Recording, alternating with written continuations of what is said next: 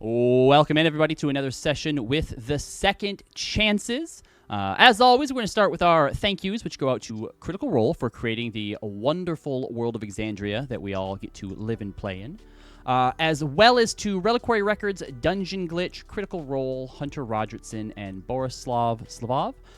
You may hear music from each of them on our streams, shows, VODs, etc., etc., etc. Go check them out on Spotify or wherever it is that you stream your music. So last we left our heroes, they had just finished up a bit of a vacay in the Summer Court in the Feywild, where Corey got to finally reunite with and meet her family, the inner circle of the Summer Court in the Feywild. It was an interesting, overall, I think, positive experience, probably, more so for some stressful 3 days of my life. People than other people. But, overall, Corey found a place that she can call home, a place to fight for, and was able to start rekindling relationships that she maybe never thought that she would ever have. Leaving the Feywild, they were all sent back to the Prime Material Plane, along with Faye and Corinth and Saris. When you all arrived, you all sent mere seconds after them, but found out that it took Faye, she was technically gone for 11 days before she reappeared back at her home. Corinth and Saris were gone, I believe, for Saris and Corinth were 11 days. I think Faye was 7 or 8 days. And the Second Chances, you were apparently lost somewhere within the ether. Again, mere seconds to you, but about 2 weeks. I think a little over 2 weeks. Where you were gone. So you reappeared in the Festerwill Pools, a inlet area, giant lake within the center of the Sirios Mountains, where you were told the Prism Sage lives. And I believe Maeve and Zealous were able to see a small little stack of smoke on the far side of this massive lake that you believe maybe is where the Prism Sage is, and decided to start your trek around the acidic Festerwill Pools. And that is where we'll jump in. Oh, gosh. Are these okay? Is okay music for it? I don't think I picked any music for the Festerwill Pools. So this will suffice for now. So, Zealous, you have the observant feat, not keen mind, but Hermia has the keen mind feat, right? Yes. Okay. I have keen mind. I know that technically you get to always know what time of day it is, but I am going to have you make an intelligence check because of the fact that you came back from the Feywild and it's been 2 weeks, and because of the overcast in the mountains, you can't actually see the sun anywhere. So go ahead and make an intelligence check to see if you can figure out what time it is here currently. Okay. Yeah.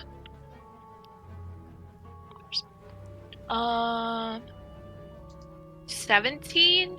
Yeah, 17. 17? Okay. You're pretty sure that it is somewhere after noon. Even with where the sort of mountains are, if the sun was high enough, you should still have been able to kind of know where it is, even behind the clouds. So you think that it must be probably somewhere around maybe 3 to 5-ish. As the day progresses, depending on how quickly it gets dark, you'll be able to narrow that down a lot more. But I believe the choice was to walk around the lake instead of trying to find a way across it, which I'm going to tell you right now, that's a good idea. Yeah. Why don't we walk through the lake? You're probably looking at, if you're unimpeded, maybe 5 to 6 hour walk around the lake to get to where the Prism Sage's It'll probably be evening by the time we get there. cabin is. But you begin to make your way. If there is anything that anyone wants to chat about, remember that Corey, you got to have a little discussion with Faye, which is how you all learned that, hey, there's some time discrepancy between when we arrived back. Zana also got a message from Mr. Black, which you heard half of and found out that he wasn't the one who told Corey's parents about her whereabouts and that they had basically received an anonymous letter. Allegedly. I tried contacting Kayla and got static. You So did that's try to not contact panic-inducing Kaylin at all. and got a static message back. Yep. So as you all begin to walk alongside the Festerwill pools, this is a interesting location as far as the vegetation here goes. The eastern side of the Festerwill pool, sort of southeastern side, there are some sort of dense forest areas you can see a little bit further to the south. You'll be going up along the northern end of it. But all of the trees here are completely barren. Not quite dead, though they look it, but they are covered in this sort of moss-like vegetation that is mostly green, but there are areas of it that have like this bright yellow shade to it, almost like it's kind of frosted with this yellow. It's definitely weird and creepy, but there is like the coloration. There is kind of like a beauty to it. As you continue to walk, though, and that forest kind of starts to thin out, there are still small clusters of trees. Not dense enough to necessarily be like a forest per se, but there'll be like 3 or 4 of them within 10 to 15 feet. Another small cluster 40, 50 yards away. And among them, you start to notice these odd...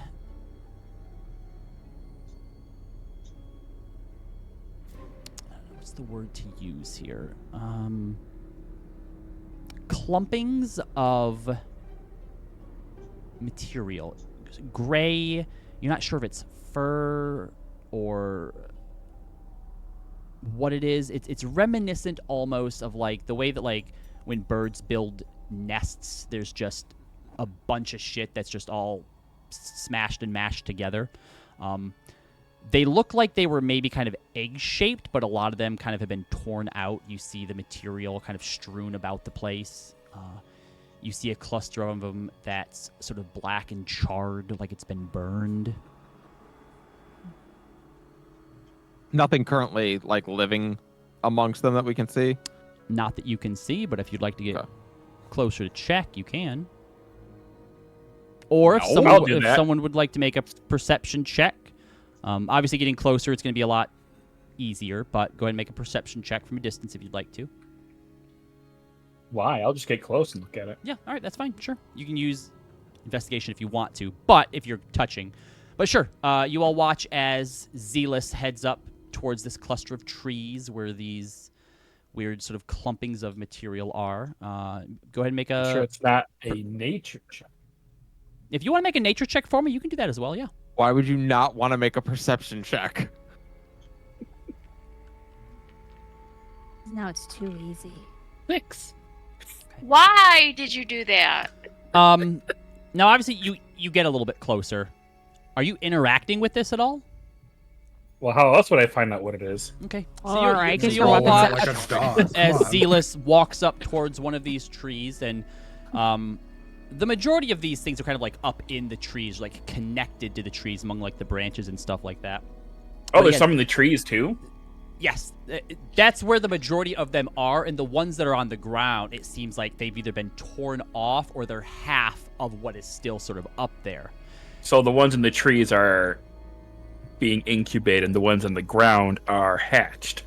No, you get close. They're not eggs themselves. They're just kind of egg-shaped. And as you get closer, you can see that there are small holes about big enough for like a medium-sized creature to potentially crawl up into. And I think you can see now that you're close that whatever these are something's using these as shelters.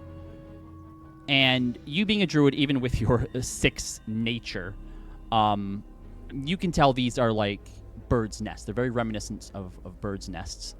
But a lot of them have been torn down, burned, destroyed. As you get up and you begin to look through half of one that's kind of been scattered across the floor here, they're very dry. It seems like these are old. This wasn't something that happened recently, and you don't see any signs of life. And as you're kind of moving through and kind of like looking through one of these, you see something white down in it. Maybe about 2 or 3 inches long, buried a little bit further down. Do you want to grab it and pull it out to see what it is? Well, what's it look like? You just said it's a white thing. Does it have a shape to it? Long bone of some kind, maybe?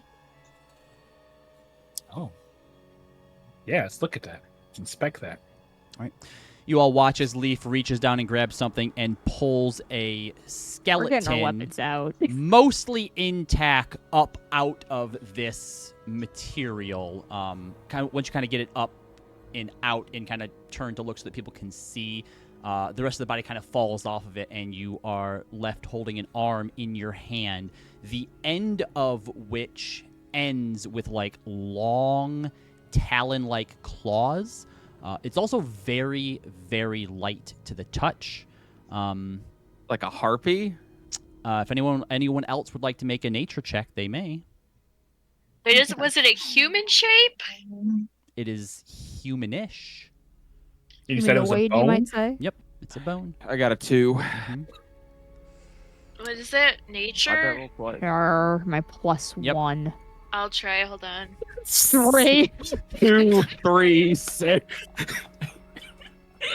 Oh, All right, Oh, got I a actually did 0, good. But I got a Hold on. 16. I got an Before- 18 plus 3. Okay, that's great. But before we do any more rolls, I want to use that One. dice roller that we use in Mia's Yeah. thing. All right. No. No, because that Every. one sucks for me. So- I rolled like 120 in a fake roll. and So I haven't gotten any good as ones. all of you are seeing this and racking your brains, but mostly panicking, like, nope, no, Leaf, put it down. We're going. We're moving on. Hermia and Leo, you both recognize that as probably belonging to a harpy, and then the rest of sort of the evidence here kind of starts to match up. These are harpy nests, small little clusters in like villages here. Based on the fact that this bone is mostly cleaned off and how dry everything is, whatever it was that came through here and killed all these harpies, it happened a while ago. And there doesn't seem to be any signs of more of them currently, but as you kind of look forward, you do see that there's more of them, and basically as far as the eye can see. So we should expect to fight one in the next few hours. Well, Who knows? let's just keep our wits about us, shall we? See? Now we know there's Also, who harpies fucking and, reaches and- into a weird thing because they saw something? You're asking this as Zealous? I think the answer to that is Zealous. Yes. But Yeah. why? We've been with him for months. Have you not seen him do something like that? I don't know. Every day I kind of hope that maybe that will change, but I don't know. He And every scans day me you're Every every day night. you're He's proved so, wrong. Like what? Look, I have a 4 in nature, okay? Zealous wants to learn everything it can about nature. Yeah. I have a 4 total. Yes! Are you God. proficient in nature, Chris? That's the only reason I have a 4 in nature. Yeah, because he's proficient. All Yeah, right. Lord knows You should- Druid don't have good intelligence. Yeah, I keep forgetting. That's why I have only a plus 1. I didn't even bother training in it. Tell you what, Zealous, I want you to start keeping track of whenever you make a nature check and succeed. Keep me apprised of every 10 successes, and we'll see about giving you some kind of bonus Okay. as you learn more about nature. Oh. There Does we this go. count as succeeding? No, 'cause you that failed. was not a success. But I learned Okay, from I'll their tell you what. success. I'll tell you what. Go ahead and mark down 1 nature point because Hermia taught you a little something about harpies. Oh no. This is the fishing mini game all over It again. sure is. So, armed with this information, this news of the area, any precautions anyone would like to take? Anything you'd like to do? I'm probably gonna stay quieter. But if we're not all stealthing, that's not really gonna help, I guess. There is a moment, just like, I don't know, like a few minutes later, where Roz kind of stops and then just looks at you all and says, "Hey, look, maybe we shouldn't go see the Prism Sage." Why? Because right now, we have the ability to say we don't know. She's an unknown. Maybe she can help. Maybe she can't. But once we go and talk to her and we find out what she can do and what the cost of it is, now we got to kind of own that. And alternatively, Zealous could do his walk through plants. We could be checking out our awesome new home in Rexentrum within the hour. I mean, we're going to like see if like she did something to Maeve's home. Right? Yep. So like, I mean, who cares what she can do? We're going to see like if she did that and if we can fix it. Follow me out. Maybe she did do something to it, and we don't want to pay the price of having it fixed. You won't have to pay the price. Maybe you don't want to pay the price of having it fixed. I can make that decision myself. I mean, like, You can, but now every time you see your people suffering at home, you've got to live with that. I'm she already already gonna have has to live with live that. with it. Hey, look, I think what Roz is saying is that, like Hermia, when we went to go see that witch by the wall, knowing how powerful. Which witch? The happy one, she was like, "Ooh, you're so happy, I love it." And I was She like, didn't. "Okay, that's a little weird." I don't think she saw Um, her with us.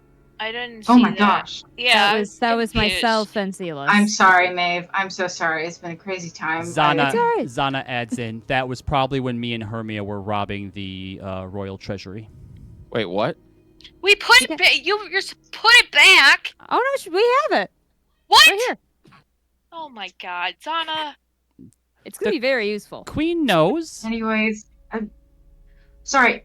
Anyways, I understand why Roz is concerned because look, I know that there's a lot of stuff that she can offer, and I'm not gonna lie, if we had come across her, like if I had come across her before going to the Feywild or, you know, knowing you guys, there's not a lot that I would not give up.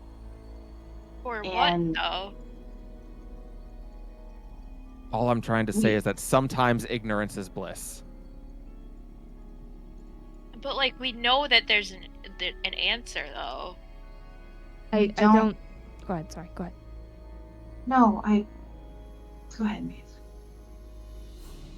Hermia, I think what Roz and Corey are trying to say is that there is going to be that she's likely going to try to tempt all of us with things that we might want, not just what I need, which is likely true I from what mean, I've heard. That's the whole hag's deal. you just gotta keep in mind of what it is that we're actually aiming for.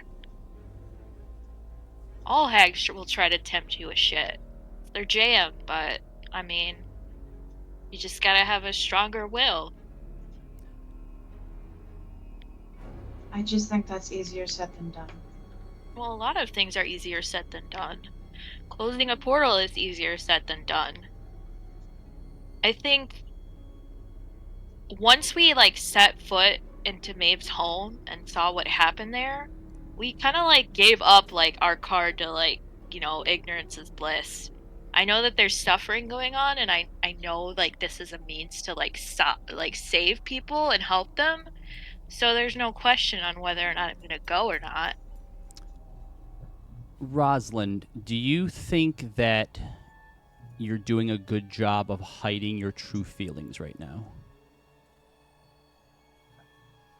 I don't know, probably middling. I mean, it's weird for her to not be like, "Ooh, this is dangerous. Let's go." Go ahead and make a deception check at disadvantage for me. Can I make an insight check against them? Yeah. If you'd like to. Okay. I don't know. Based on her role, I wouldn't know to, like, do it. Say my 19. I rolled a nat 20, but I didn't get to keep that one. Oh, yeah. I rolled a 19 plus 7. Okay. Rolled 21 total. Zana is giving a weird look towards Roz, like she's trying to figure something out, but you did beat her insight. But Maeve and Leo, I would say that there is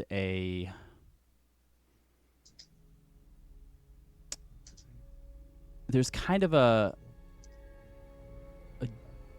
jitteriness to her that you don't normally see. Just like occasionally as you're having this conversation, you see that, like, she kind of like taps her foot a bit, or she kind of shakes her arm out. What are you afraid of, Roz?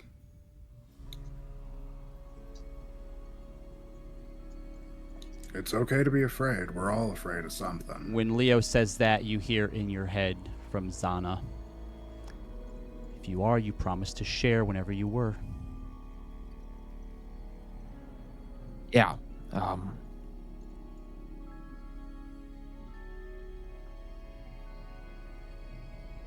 What if she does have things that we want? What if she does have things that we can't say no to? Is there What's that something one thing that you want? One thing? Please. I think it's like this. She's gonna show us, like, our desires that we hide from ourselves and don't want to admit, the things that we squish, like, deep down and pretend aren't there. So, what is it that you don't want to want?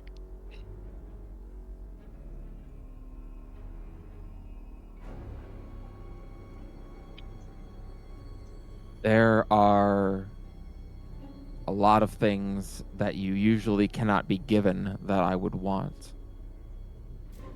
And it's easy now because, well, like I say, they usually can't be given. So I don't have to worry about what I would or wouldn't give up for them. But if they could be, now I have to make the decision and live with it of whether I chose to do what I thought was right or wrong. And I think we'll have one, like, everyone has one big one.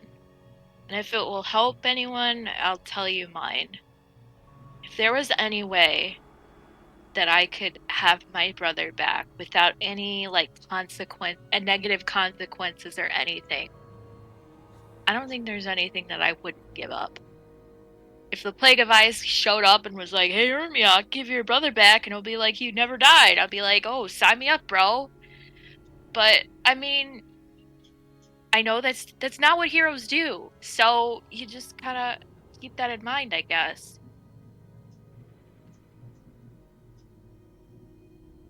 I mean, yeah, it's gonna be hard, but I know at the end of the day, I know Leander wouldn't want to be brought back that way. And I know, like, you guys, like, would be disappointed if I did something like that. So I can't let you guys down, and I gotta make sure Maeve's people are okay.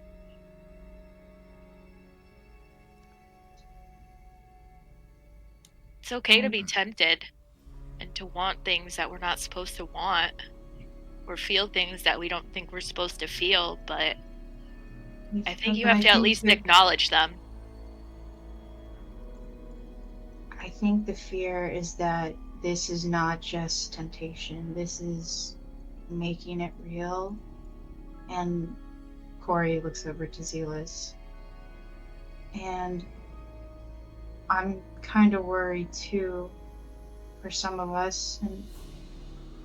And Maeve, I know you said that you're going to do whatever it is you need to help your homeland, and I understand that and I honor it. But if she asks for something like, hey, we're gonna take your happiness, or a part of you that just doesn't make you you anymore, I'm just worried that one of us would give into it. Because I don't want that for anyone. I understand that. I have an easier out, I think.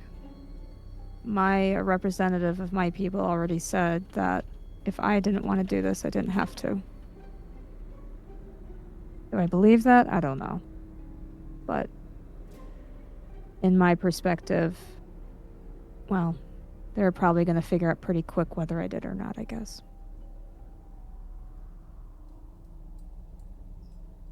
There's nothing saying that we don't have to accept any of this.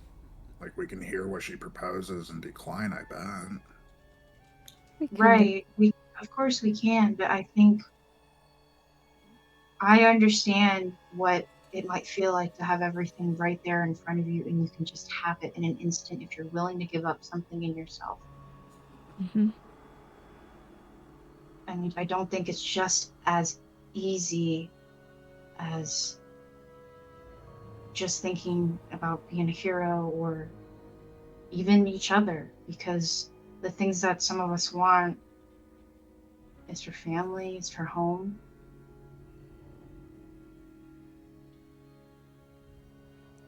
Zealous, how are you feeling in this moment?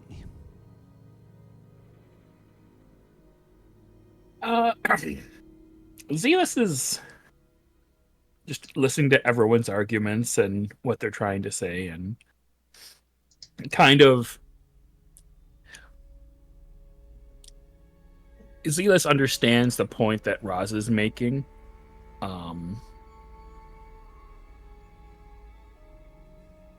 Yeah. Are you trying to hide any sort of emotion that you're feeling? Are you more wary, scared, excited? Zealous isn't trying to hide anything.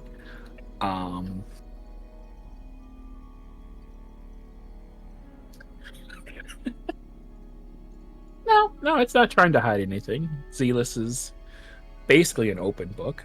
Okay.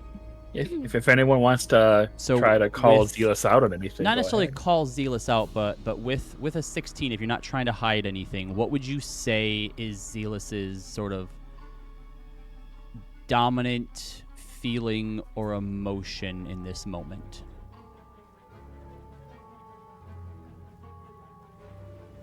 Zealous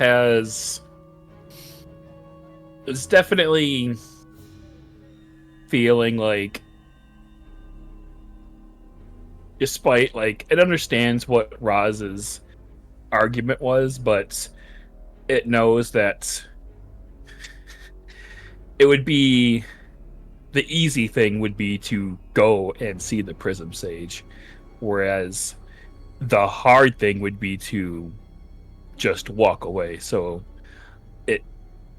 it kind of agrees with Roz in a sense, but it also knows that being the second chances that we are, like, we're gonna have to go and confront this head on. All right, Corey, what I think you see as this discussion is happening and you're paying particular attention to Zealous. Zealous hasn't been participating in the conversation, but you can tell he's listening. But he's sort of off to the side, a little bit closer to the water, looking in the direction of where that smoke is rising from. I think you get the sense that Leaf is taking this seriously and is currently giving a lot of thought to how it's going to proceed.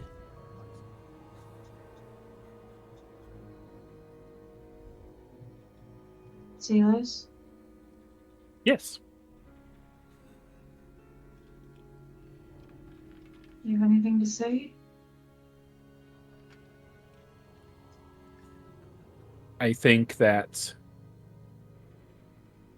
whether we like it or not, our destiny lies with the Prism Sage. I don't know what that will entail for each of us, but I don't think we're going to be able to walk away from this. Zana At will... very least, we can get some answers to some questions that we have about this, because we don't even know the parameters of this plague that's affecting Maeve's people. That's why I'm stuck between a rock and a hard place. I don't really blame any of you for not wanting to even approach the Prism Sage. I understand potentially not even wanting to know what she could actually offer, but I need some answers on things, and I don't know how to respect how to best help both sides of this one. Zana will also add, whether we know specifically what she's offering or not, to Raz's point, she's powerful enough to help. Maybe knowing the specifics makes that a harder hole to square. But regardless, if we walk away and we fail at any point, she has the power to help. So whether it's your people or our quest, she is a resource. One that we We need can't powerful allies. one that we can't properly assess if we don't meet face to face. Besides, we don't... Deals with hags kind of can get to be on a... I'll think about it for on a permanent basis. They have all the time in the world.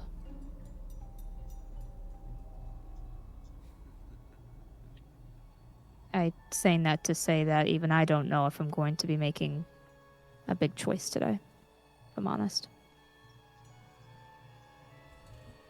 All right. Raz, if you don't want to talk with the Prism Sage, don't feel like you are pressured to do so. None of you need to. Yeah. If most of you want to stay out, that's completely fine.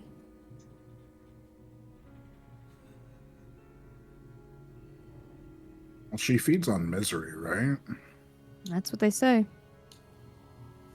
I could sleep with her, and that could probably be miserable. What? I don't think Ugh. that's the type of misery she's looking for. Second of all, gross. I didn't want that image, man. Man, you got one Faye and you have a taste for more, apparently. Zana goes, No, modify don't say it memories. like that. Modify memory on the house when we get back to Brexentrim. No, I'm holding this over Gross. his head for his lifetime. All right. With that mental image in everyone's head, you continue your trek. Ay. Well, I want two of you to give me a roll. I don't roll. You can Any roll? You can choose between perception, investigation, or survival. These will all yield different types of results depending on your success. Is someone else doing perception? Because I can do survival instead. I can do perception. Okay. D2 for survival. Okay. Hold on. Mathing.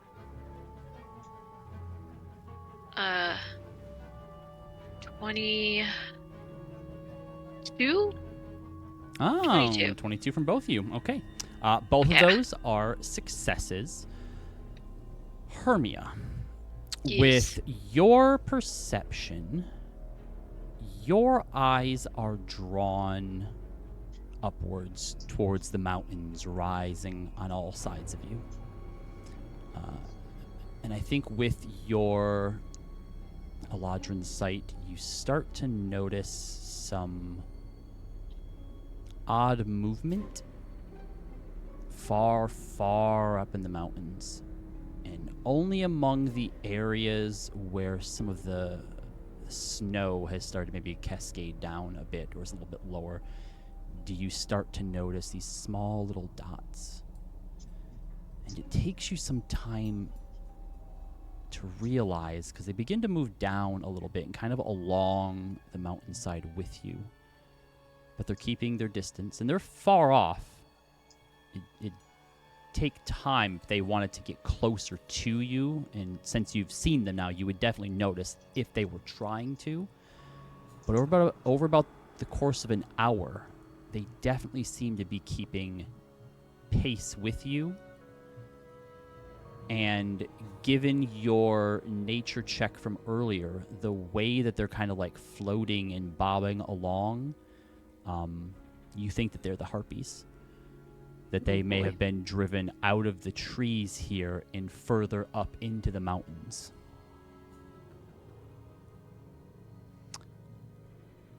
Maeve. Oh, sorry. Yes, Hermia? I don't assume like I'd like have any guesses on like natural predators of harpies. Like what could have like driven them back? You know what? I will say give me an Arcana check, because there was also there were some magic related clues back in the nests.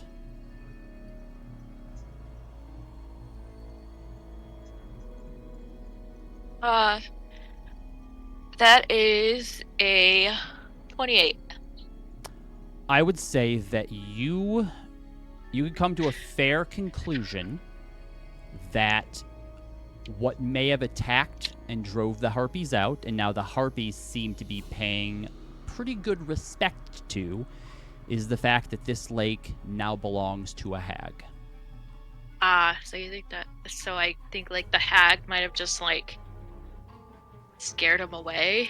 That they may have given her problems at some point, and she came around to show them who was boss, and they decided to move up the mountains would be a little bit safer. I'll kind of like point them out to Zana and Maeve.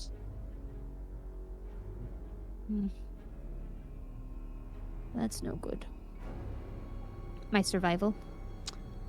Yes, so with your survival, Zana does take out her rifle and kind of looks through the scope and confirms they are indeed harpies. They do see us, but they don't seem to want to come closer to us. They're basically just watching right now.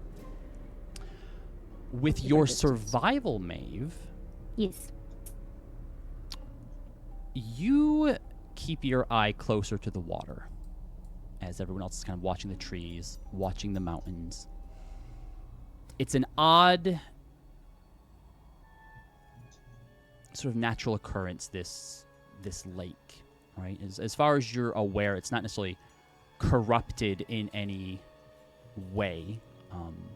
There's probably some sort of like hot springs or geysers that, with whatever the mineral is that's sort of causing the acidic nature, gives it this greenish tint or hue. Seems natural, as sort of scary and evil as it is, and it's hard to know what might necessarily live in there, but you start to see ripples down near the edge of the water, and you're a safe distance off, right? If anything came out of the water, you would know in due time. But you start to see these little ripples and something kind of popping up and moving down there amongst the algae and the muck. And it's not a single thing. It's not like something's following you.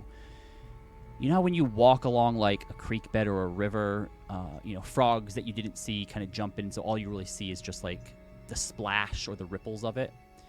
You kind of notice that at, 15, 30-foot intervals.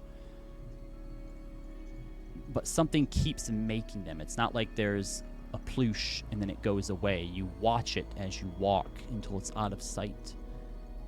Something is within or around the water that is causing these little disturbances by the water's edge. But you're not necessarily sure what that could be given the environment here. Don't get too close to the water. There's something in there.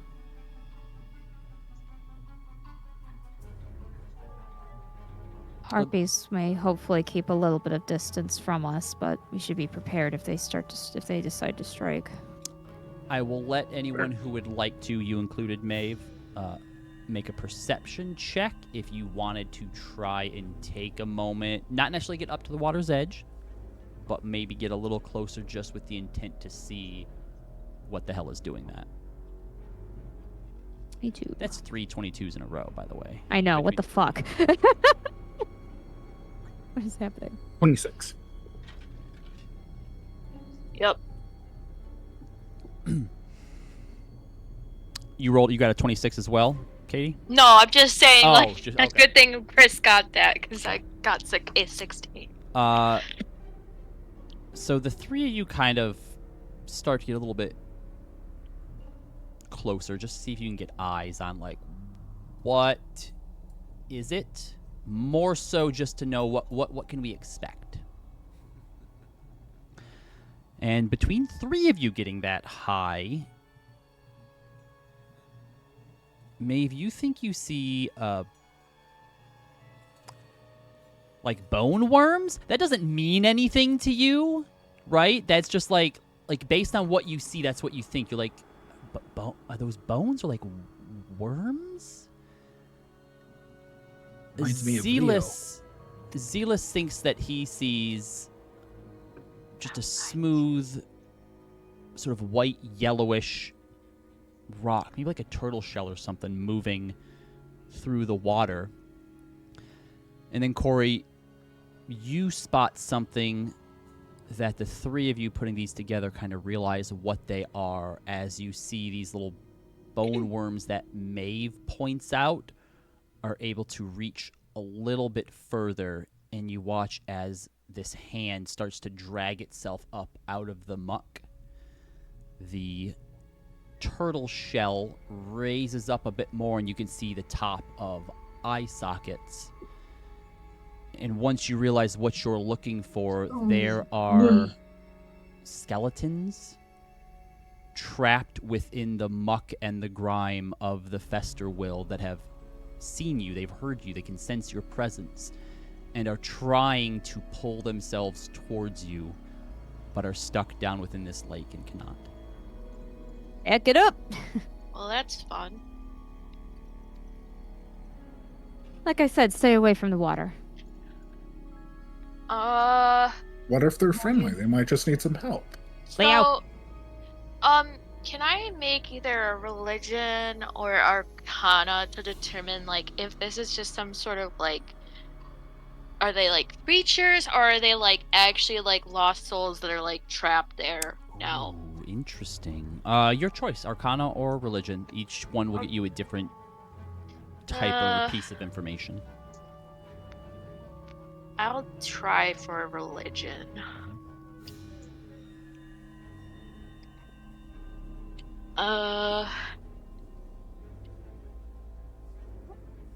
21. Okay. So with a 21, they're clearly undead. It's difficult to know if it's because there's still some remnant of a soul or unlife left in them, or if they have been reanimated, or even if something that you can't necessarily see is somehow puppeting them. It's less likely the latter, because if these things are stuck, there'd be no reason for some other creature to try and puppet them out of there. So with a 21, I think you would land on the conclusion that these are either souls that died in an unfortunate and tragic way that they weren't able to pass on, or something has specifically raised and reanimated them.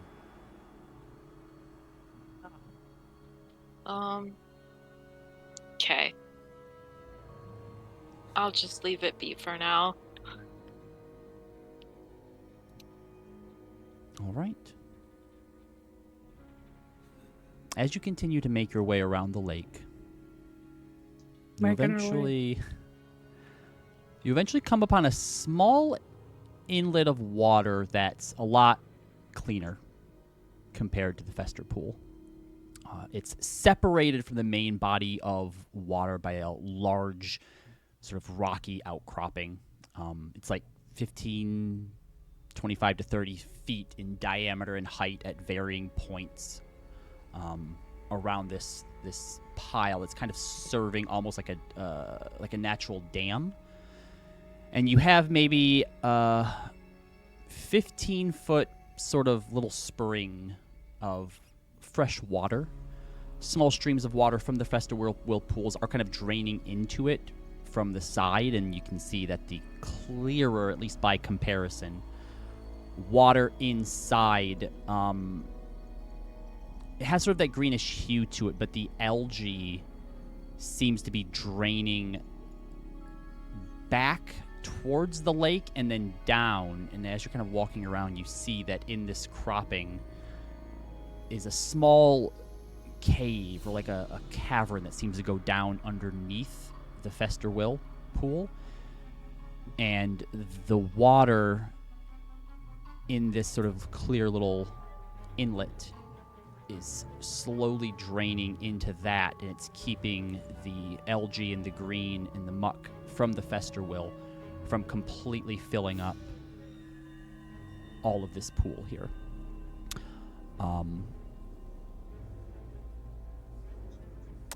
Anyone who would like to can give me a perception or an investigation check. I'll do one.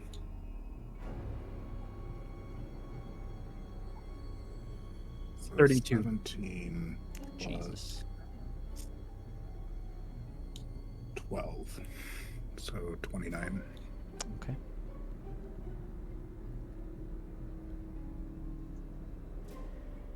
All right. Maeve. You look into this pool. I think it draws the curiosity of everyone. But as you look, you start to notice that there are weird shapes sort of down in the silt in the mud at the bottom of this little inlet, this little pool. You see little pockets of sparkles that the light catches. There's gold maybe in there. You see maybe the shape of what could be some cut gems. You also notice that in the very center of it, you can just see like the top corner of it kind of sticking and jutting out amongst some of these rocks. Small treasure coffer, a little tiny treasure hoard within this little pool of water. Could be even more than you currently see if you were to, like dig around in there and try to actually uncover it. The acrid, sulfurous smell isn't as strong here, but is overpowered by a slight scent of decay. Leo, you also notice this treasure chest buried in the center of it. You can see that there's also smaller items kind of stuck into the silt, the mud, and the rocks around it. Small little items and arms sort of buried amongst it. It's impossible to see exactly what they are without wading out and going a little bit deeper into this water. And you also kind of notice just the shape of this rocky outcropping in this like cave mouth has an odd symmetry to it. Somebody just throw all their gems down here? What the heck? Is it connected Nice. to like the bigger icky pool? Kind of. It seems like this pool it's separated by this large rocky outcropping, which kind of serves as a dam. And so there's small little sort of trickles and streams from the icky pool that's draining into this. But then the ickiness is then draining into this cave mouth, so it's not staining the rest of the water. Can I send Leo, Who? Owl, Who? out to the chest to see if he can like land on it? The chest is under the water, so he wouldn't be able to Oh. land on it. Zealous had a perception check as well. I Yep. don't know if you wanted to count it. So Zealous, as they're kind of like checking this out and you're kind of looking around, you just notice an odd feature to like the entrance of where this weird sort of cavern descends down and under the lake. You see a kind of like geode or like weird crystal embedded in the side of it that kind of vanishes for a moment, like it's replaced by a regular rock, and then it reappears. And it's just sitting there. I mean, it's like up on the rocky outcroppings. It's not sitting there as it's like in it, like you would expect like a rock to be.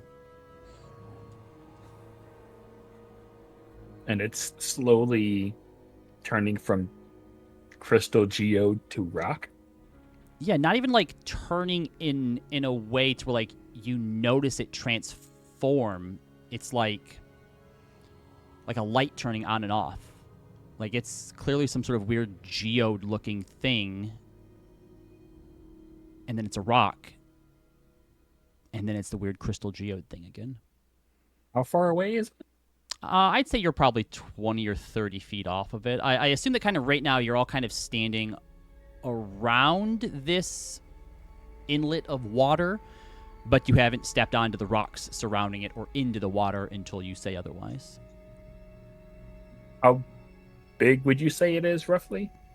The inlet or this sort of geode thing? The geode thing. Oh, it's... gosh...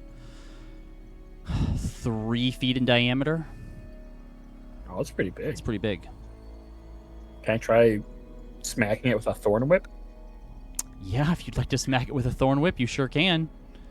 Try to smack it with a thorn whip. Try to grab it too.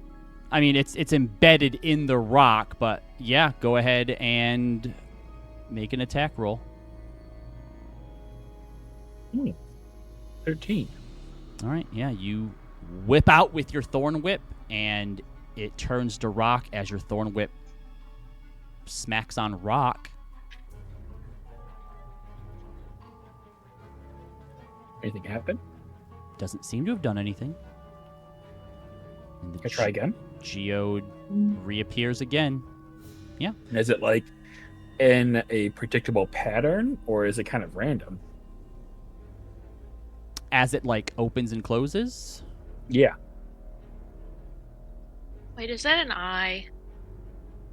As Hermia asks, is that an eye? It looks strangely eye-like. And you now Okay. realize that the changing that it's doing It's blinking. kind of feels like something's blinking. Zealous, please stop hitting that.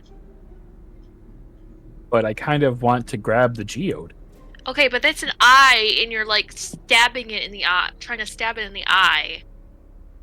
Wait, what do you mean it's an eye? Did Eye. anybody Looks like a want rock. to go for the treasure while Zealous was doing this Okay, stuff? I think this rock Yeah. monster is guarding the treasure. So you guys are crazy. I say we just keep moving. Wait, there's treasure too? No, guys. You would have seen the treasure as well, We're yes. in weird hag land. There's a small hoard of gold, gems, small items and arms, and a chest in the center of this pool. The screen And they're just strap. laying there? They're just I- laying there. What if the giant rock thing is like a giant mimic, and it's like trying to get us to go into its mouth? Well, I don't know what it is, but we're in a hag's land right now, so yeah, but like mimics, they're indistinguishable from normal objects, and this is clearly distinguishable, so it can't be a mimic. that's not. Wait, You know That's- what? By Raw, What? he has a point. he's not laughing. But he has a point. I don't. That logic doesn't sound right, Zealous. Yeah, it doesn't sound. That sounds like what dumb people say right before they die. I mean, that's going a little far, I think. Just like a completely sad tangential side tangent question, how Okay. far away is all the good stuff in the center of the pool?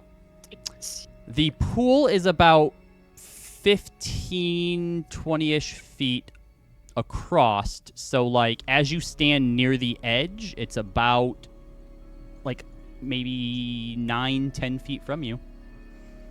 Just tangentially unrelated to what's going on. How much does Zealous weigh?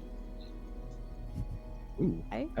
how much do I weigh? I don't know. Given that he's made of sort of Oh. sturdier material, Sure, yeah. I'd say he's probably maybe 400-ish pounds. Do you think I could pick him up as a 18 strength paladin? And do what? Walk him away from whatever he's looking Oh, at. I've been gotcha. gone for the Okay, I last thought 10 you were minutes gonna or like so, throw so I don't him know at what's it. going on, but I'm very nervous that Zealous is excited about it. Whatever it is, it can't be good. Okay. Leo's also excited about Let it. me- So no, That it's not doesn't make me good. feel any better. Never Quick, say, you quick shouldn't. little catch up. You're walking around the festival pools here.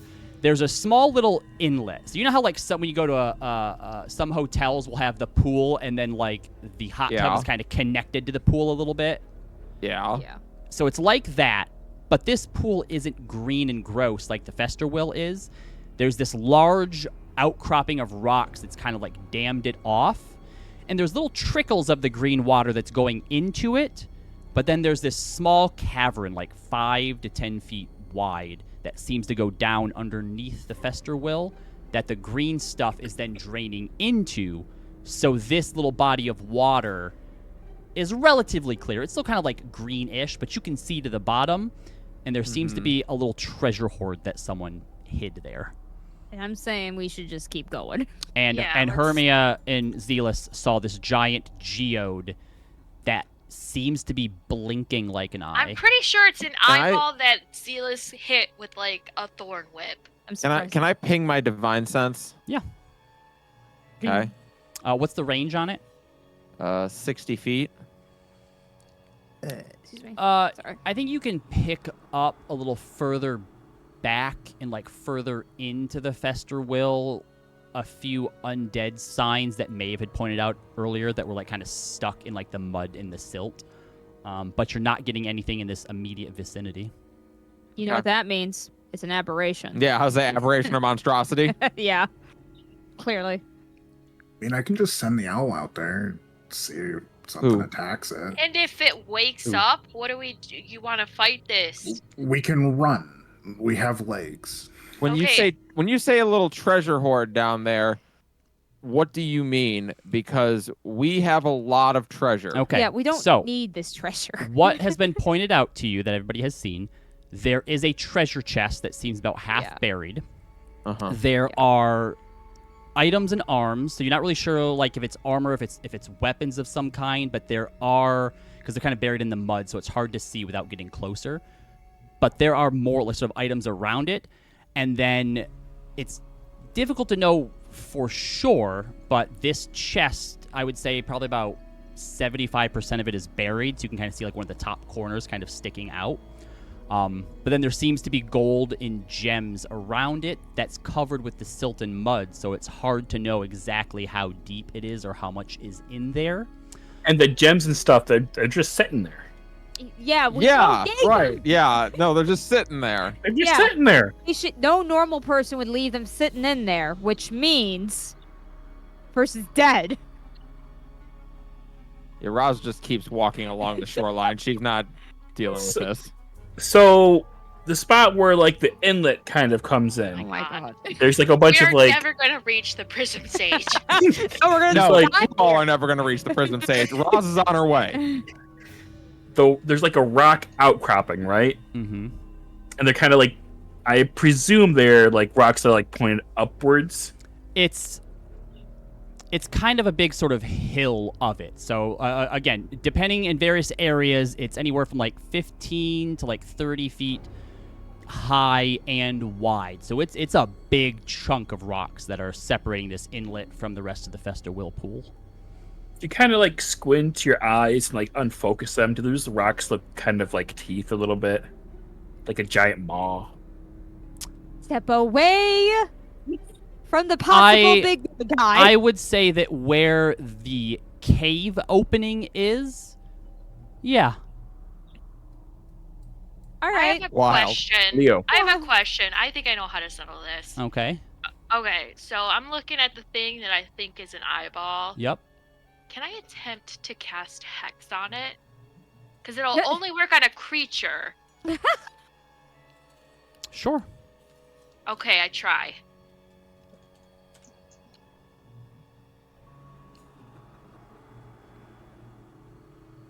All right. You cast Hex on this thing. Which ability check would you like to potentially, if it works, affect? Oh my I always forget this one and I end up wasting it.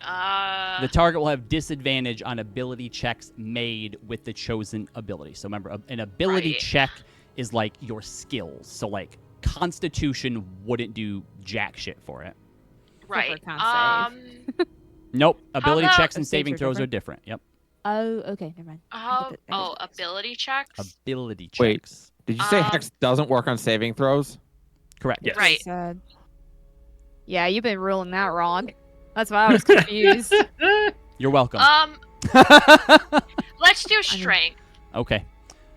Your hex takes hold, and all of you feel the ground shudder a bit. Roz said she was walking on. Zana went with her. Zealous Wait. is still standing here, and I assume Leah was. Who else, went further, and who's still standing next to this pool?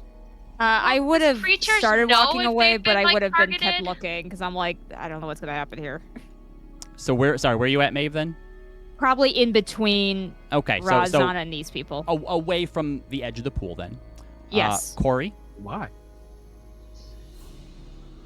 Because I wanted to make sure Zealous and Hermia were okay. I'm probably at the edge of the freaking pool. All right, and Hermia, because you're here casting spells, you're probably next to the pool as well. Okay. So the ground kind of shudders and shakes a little bit. Even those of you who are farther away, you feel it. What's happening? So, does a creature know if it's been targeted by Hex? You don't know. All you know is that your hex has taken Oh. hold. I will say in Zealous's mind, okay, I cast Hex and it worked, so this fucking thing's alive. So I suggest we just pretend we don't know and move away. Zealous looks dejected and begins to walk away. I will drop it and walk. Mm-hmm. All right. As all of you begin to walk away, you hear more of that shaking And as you turn around, now maybe 60, 100 feet off, you watch as that cave opening comes down, closing over all of the inlet, and this massive 15, 20-foot head of a dragon turtle lifts up and looks in your direction. And then you watch as the entire rocky outcropping, its shell, pushes back away from the shore and descends, disappearing down below the Festa whirlpools. Good. We didn't get eaten today. Just so we're clear, all the stuff is gone.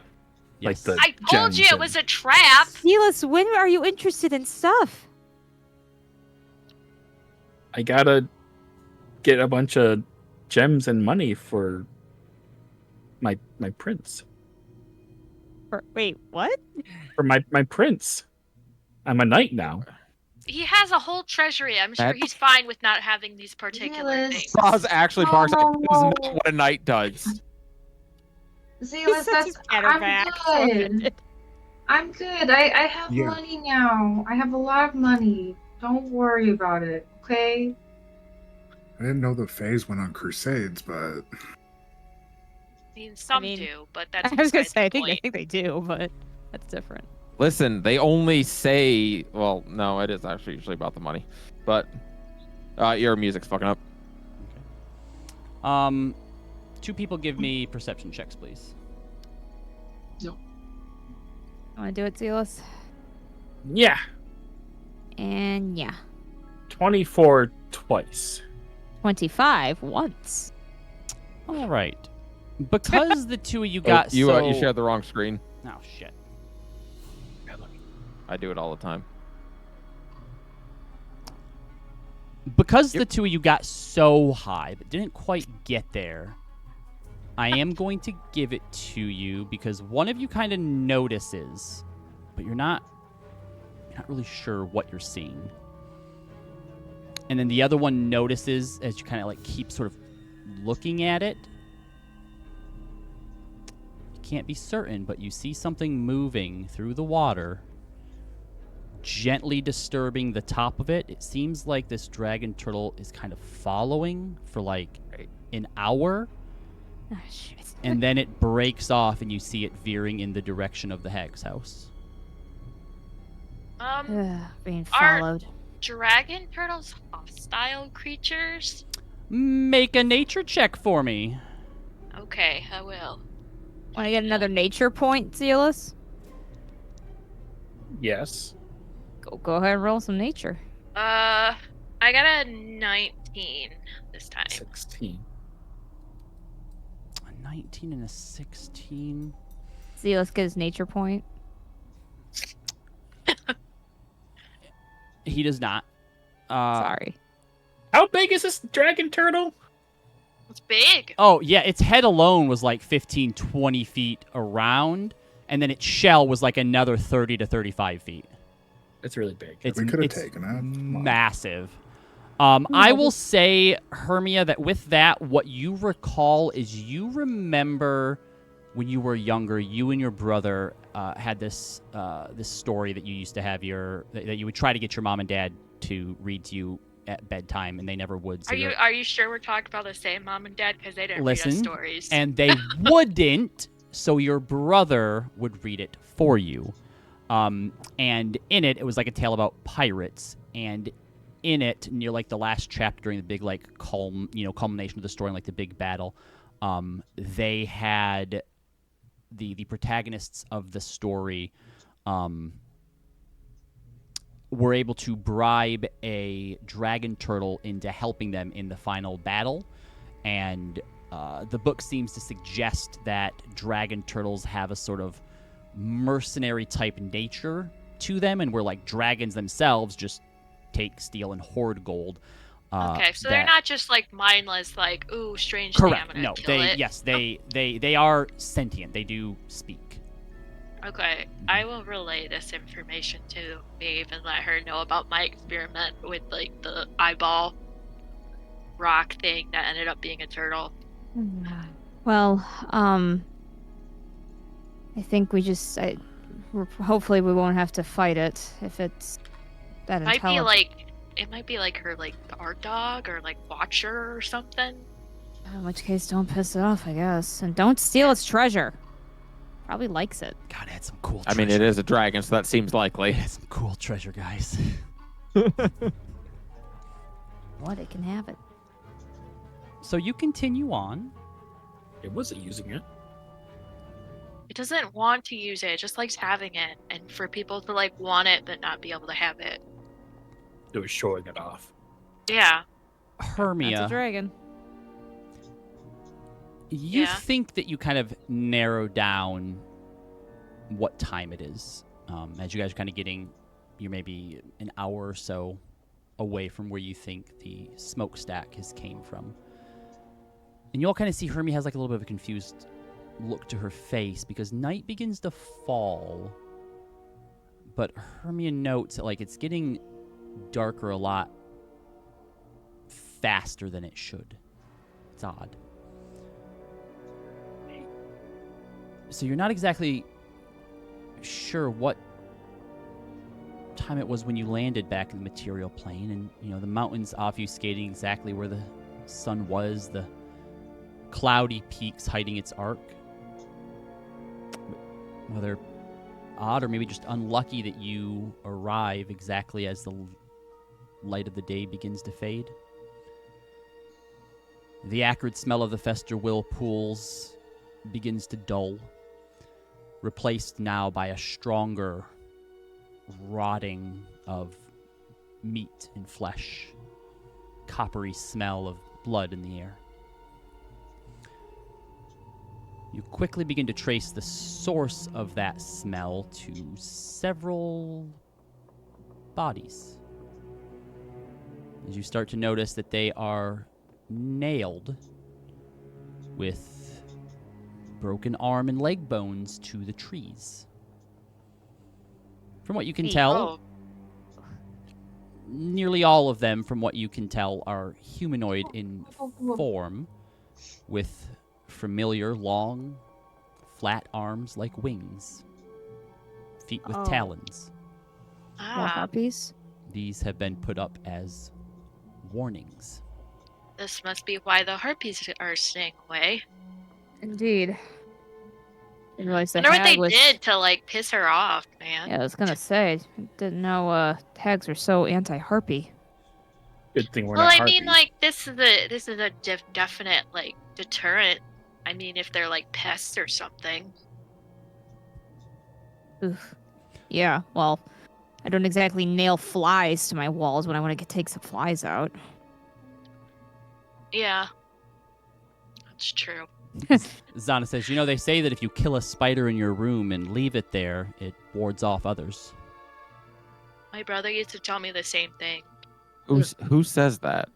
My brother did. I'm just saying, I've killed spiders before and left them, and they were never a problem before. I just usually keep the spiders on the wall so they eat the bugs, but that's just me.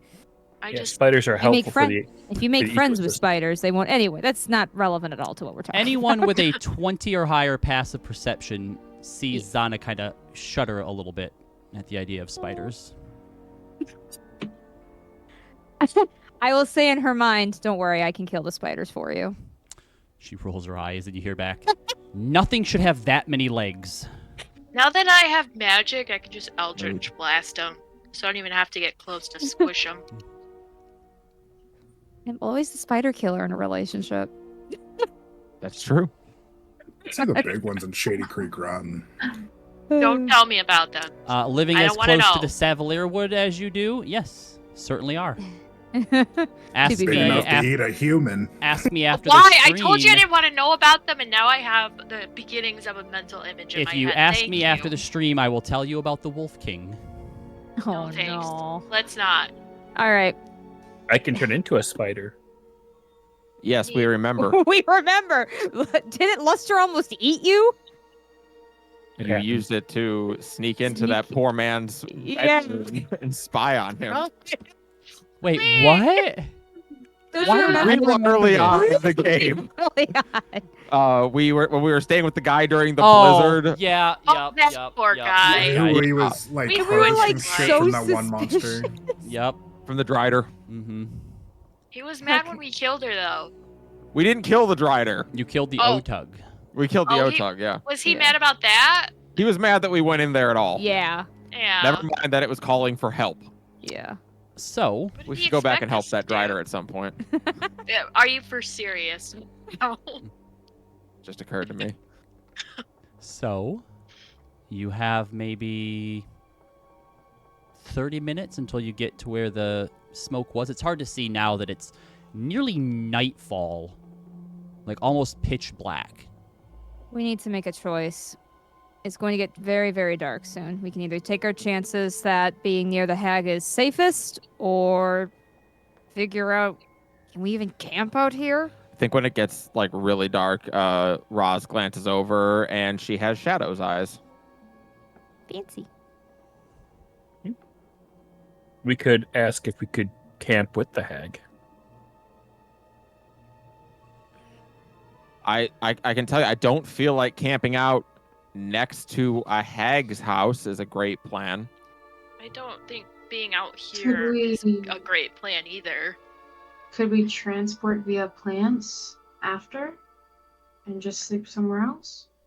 I think all the plants are dead. Does it only work on like alive plants? Just curious. That's an honest question because I don't know. Zealous, does it say that the tree has to be alive? Oh, well, let me show you. Inanimate plants. Seen it? Anyone detect magic? No. I Doesn't- can, but Can like, you- Yeah, I don't suppose you could detect if this darkness is magical darkness or if it's just regular darkness. Yeah, I was Actually, does anyone have dark vision? me. I do. Great. Can Maeve see normally in this darkness? Maybe. Yeah, Look. yeah. It's not magical darkness like you need devil's sight in order to see. It's just very odd how quickly it turned nighttime. I feel like it might always be nighttime here. I was wondering about that too. Like it was getting closer to dusk for sure, so it's hard to tell for sure. Zana makes the point to mention that if we're going to camp here, it may be better to introduce ourselves to the hag first. Well, that is true. I get the sense that things around here respect her. And Roz glances at the harpies. we are business, so she is going to want us alive and to at least talk to us before she would think about potentially harming us. That's a good point. We should keep going then. So as you move past the welcome signs, Can I, during this time, try to have a conversation with Zana in her head? yeah, of course. Hermia will kind of pause it. She's like, "Are you worried about what the hag might tempt you with at all?" There is a long pause. If you were having this conversation aloud, you might have thought that she didn't hear you, but you know that she did. She eventually responds back, "No." Hermia will think back. It's like, when it comes to personal temptation, I'm in the same boat. But as this hag feeds off misery, I can't help thinking that I'm a walking buffet to her. I basically signed up to to always be alone, essentially. Everyone that I know and care for will end up leaving me, and I'm bound to just kind of be by myself. Even after death, I don't get a rest. I don't think there's any other miserable existence beyond that. Maybe that makes you safest of all of us then. Perhaps. One of your... I think it was your father had said that she prefers new misery and for people to make their own. So if you truly think that there's nothing worse she could ask of you, then maybe there's nothing she'll want from you. Perhaps, but if she does find my brand of misery to be something that she can't pass up, I don't think there's a thing I would do to, like, help Maeve right now. If that's what you want to do, Hermia, don't ask permission. Not asking permission, just wondering if you have similar feelings. I know what I'm asking for. I'll just leave her be. I'm not gonna, like, try and, like, ask her, like, what she's gonna ask for. Okay.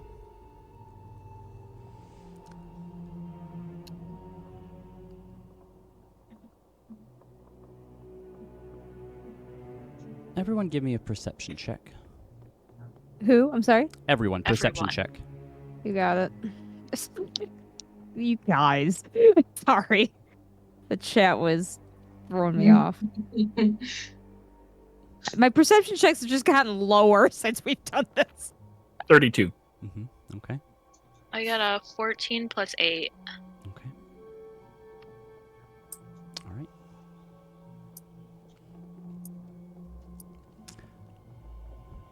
As you begin to make your way further in towards this clearing, the trees here have grown dense once again, but like the ones that you've seen so far, they're all dead. But they don't even have that strange moss on them here. Zealous,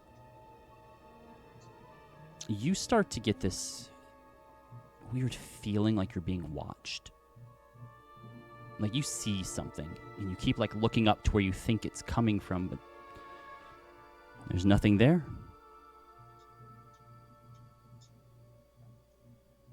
Your paranoia begins to itch at the back of your head as you think you see a branch bounce, but there's nothing on it.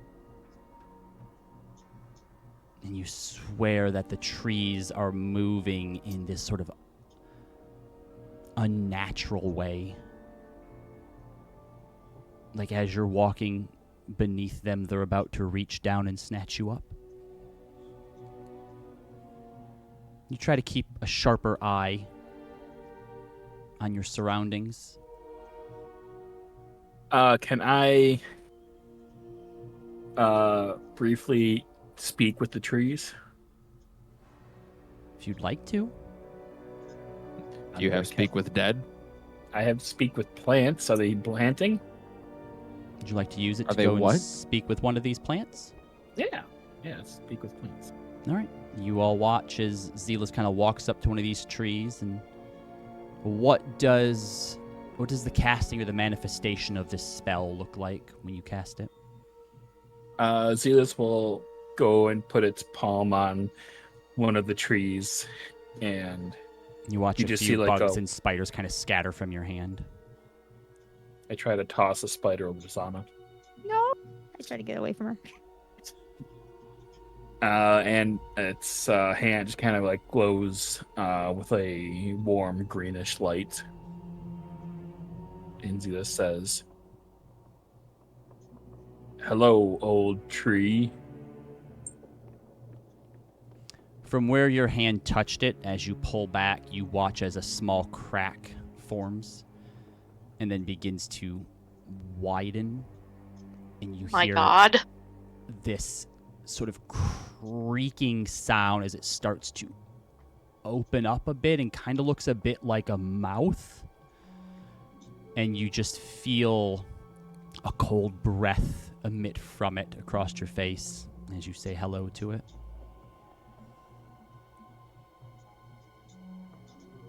You said it says hello back, or No, you just feel a cold breath on your face. oh. Are you not in the talking mood, Mr. Tree?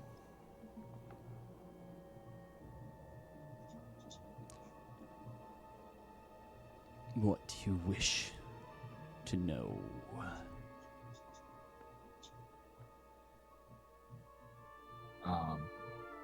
Well, I have a sneaking suspicion that we're being watched.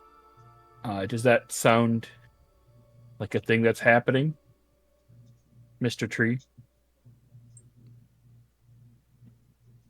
All things watch what is around them. Damn it. It's a Okay. riddle tree. Hate those I- trees. I guess, are we being stalked by anything then that you know of?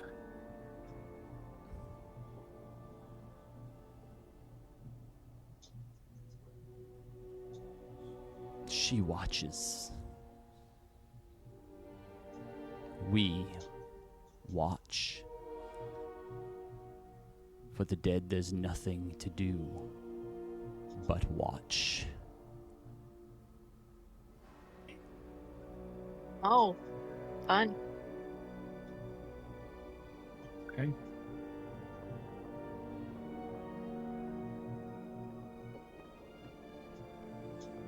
Tree kind of creaks and turns to the side a little bit. It's kind of like as if it was like cocking its head towards you to look at you curiously.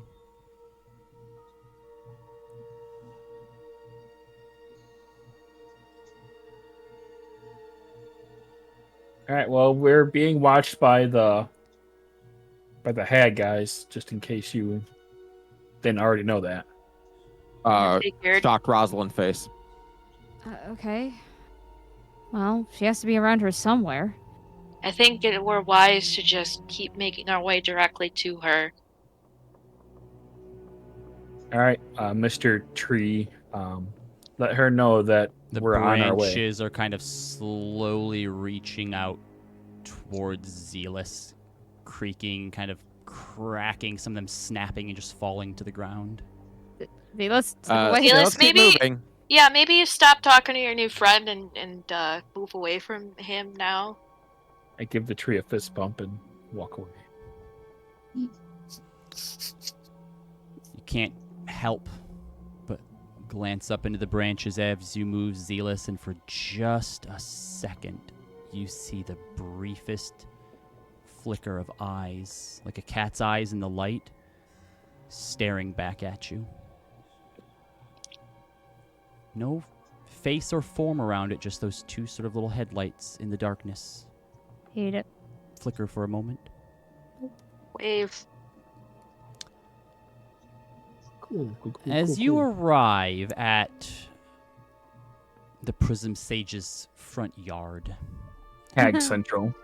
you see a small, humble-looking hut that's sitting on top of this rocky hill. No visible windows. A pathway spiraling twice around it, maybe 10, 15 feet tall, slopes from level to level.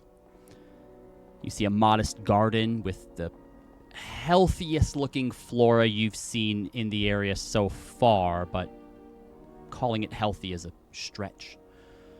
Several of the trees around this area are decorated with baubles, trinkets. You see bird skulls, dried gourds, tiny skeletons, insect husks the size of your head. As you begin to approach, you also notice there's a statue just to the left of the path up, and another looking down at you from atop the hill next to the hut. The statue. A statue of what? Seem to be depicting a woman, beautiful, ageless in form, but the stone is weathered. Vines and ivy cling to them.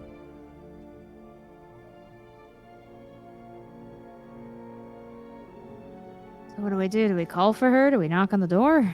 Let's knock on the Presume- door. Presume knock. Gonna head I up. wonder if she knows my grandma. head up to the hut then. Mm-hmm. Yep, I'll be at the front. You head up, spiraling once around till you get to the top. One of the branches bows low, almost hitting Rosalind, the tallest, in the head. Ow. As it reaches back up. Doesn't quite hit you. You definitely notice it, and you're like, oh, that's hopefully just a weird thing that happened, and, Yeah. you know. It's not. The trees reach for you. Yeah. And you are standing outside the front of this hut. Eve's gonna take a deep breath. She'll look at the group. We're just gonna ask for a safe night of rest and that we will speak to her in the morning. Yeah. Okay. She'll go and knock on the door. As you knock on the door and step back, you hear the crunch of dry straw and twigs.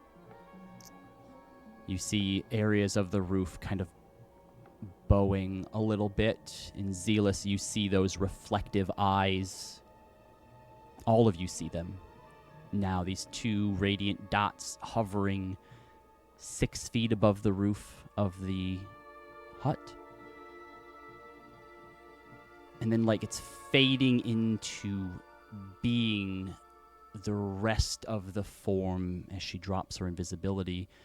You see a large figure, heavy, disfigured hunch, 6-7 feet tall, even without standing up straight. Body is sort of curved backwards with the torso pulling back almost like a snake ready to strike. Her head pokes out of the heavy cloak that's shrouding her body, and you see still now these glowing, sickly yellow eyes, a long, bulbous, curved nose, pointed, slimy fangs lining the upper and lower lips. Her arms hang down and kind of bow out, locking in two different spots at different angles like elbows before coming back in towards her. She carries them together, but near enough that it almost looks like she might be comfortable if she were down on all fours. Like her arms, her fingers seem to be so long they each have an extra joint in them. And as the light from the various torches at the front of this hovel catches her face, you see clumps of oily black hair, golden twine wrapped around the tattered cloak to keep it to her form. Her jaw is long and pointed, her cheekbones exaggerated and high, like someone was painting a caricature of elven features. And as she moves forward, you all kind of back up a bit, and she moves down from her perch, stepping off of the hut. She shows an unnatural gracefulness that you wouldn't have attributed to such a hulking form. And with large, lumbering stride, she kind of steps towards you. An odd, swaying or like floating motion to her arms. Visitors, I was expecting you. We know it's quite late for all of us, and we were hoping if we could have a safe night of rest, then we could speak further in the morning. Nothing in these woods is safe. You. She extends a finger in her arm, and it seems to almost going to float away from her and into you as she reaches out, nearly touching your chest. I saw you, pale one. In my dreams and my visions, in the bones and the salt. I knew they would send someone to beg, to grovel, come to save the Pale Grove, to set right the sins of Mother Moon and the Crawling Father. The pallid ones are children under the feet and claws of parents that never cared about them in the first place. Her Excuse head me? turns almost 180 degrees to the other side, like she's trying to find the right angle to look at you. You don't care to help the Grove.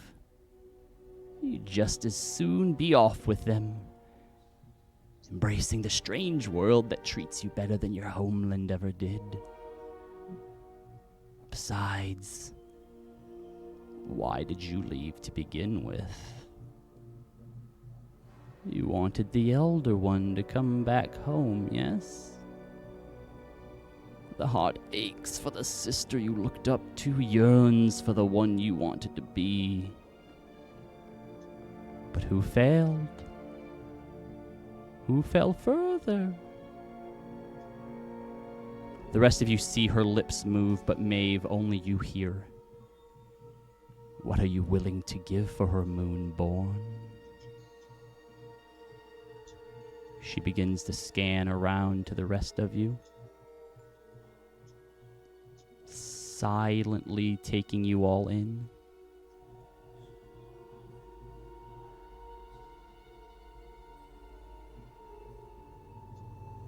They're simply here to help me. They are not involved in this situation with the Pala Grove.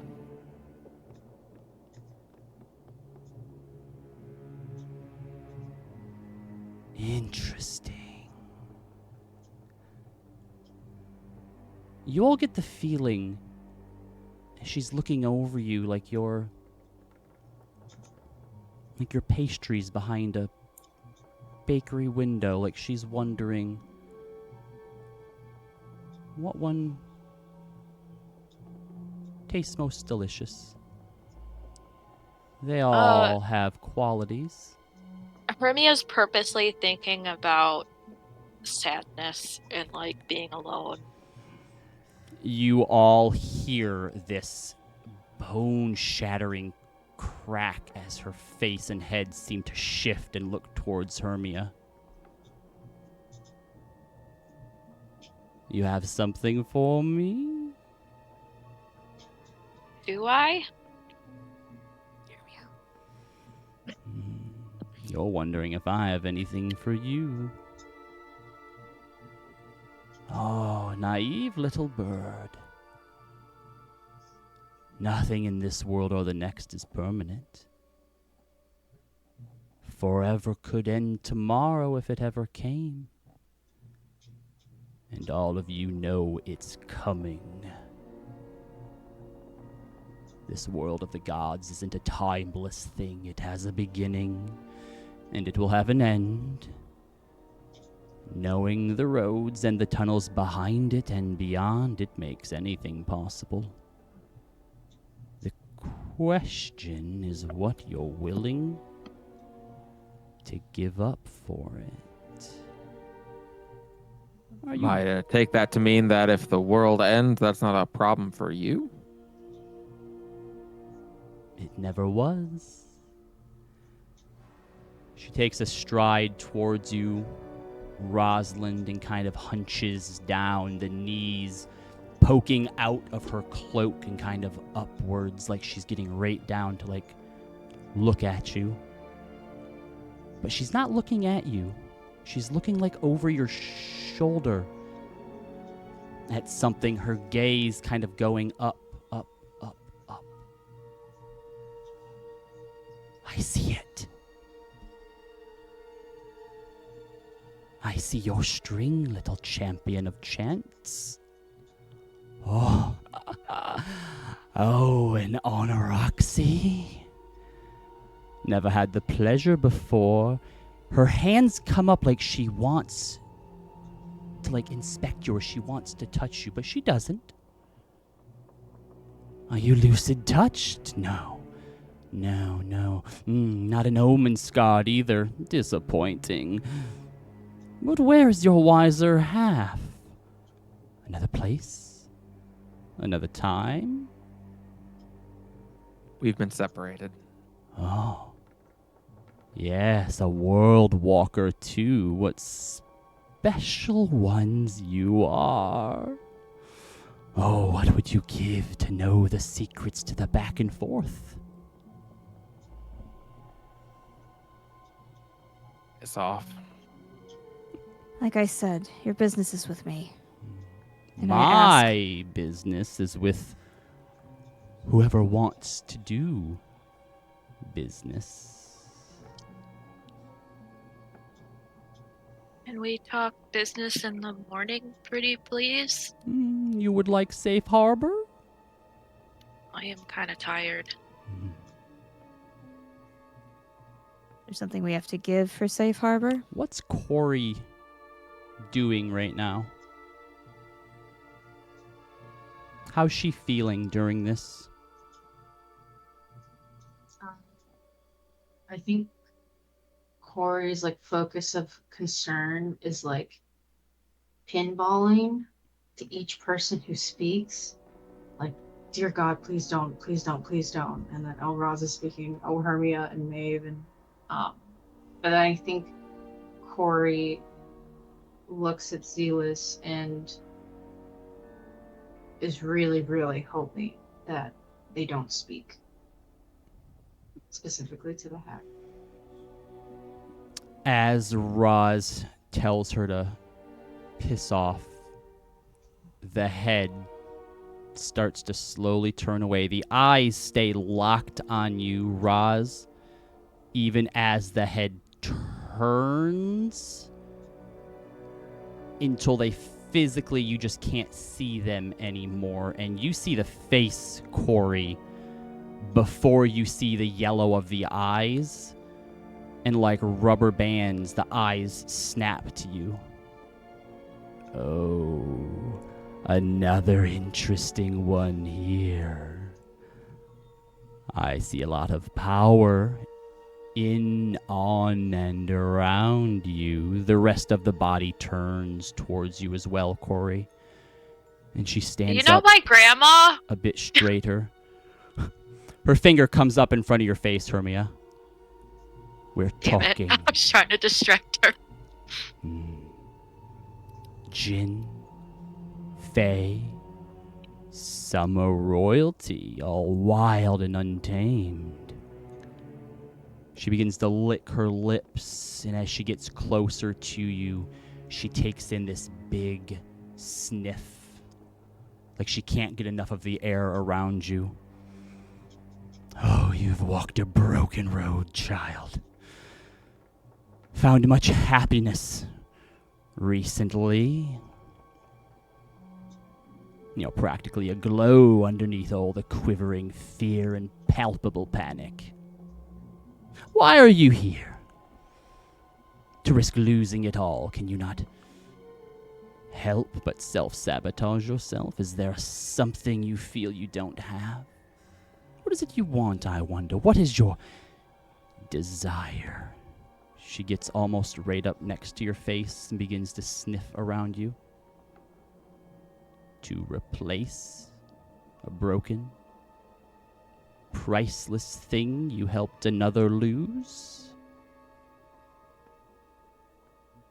The rest of you see that she's whispering something to Corey, but Corey, only you hear. It can be done. But what are you willing to lose in its place, little prince? What are you willing to give?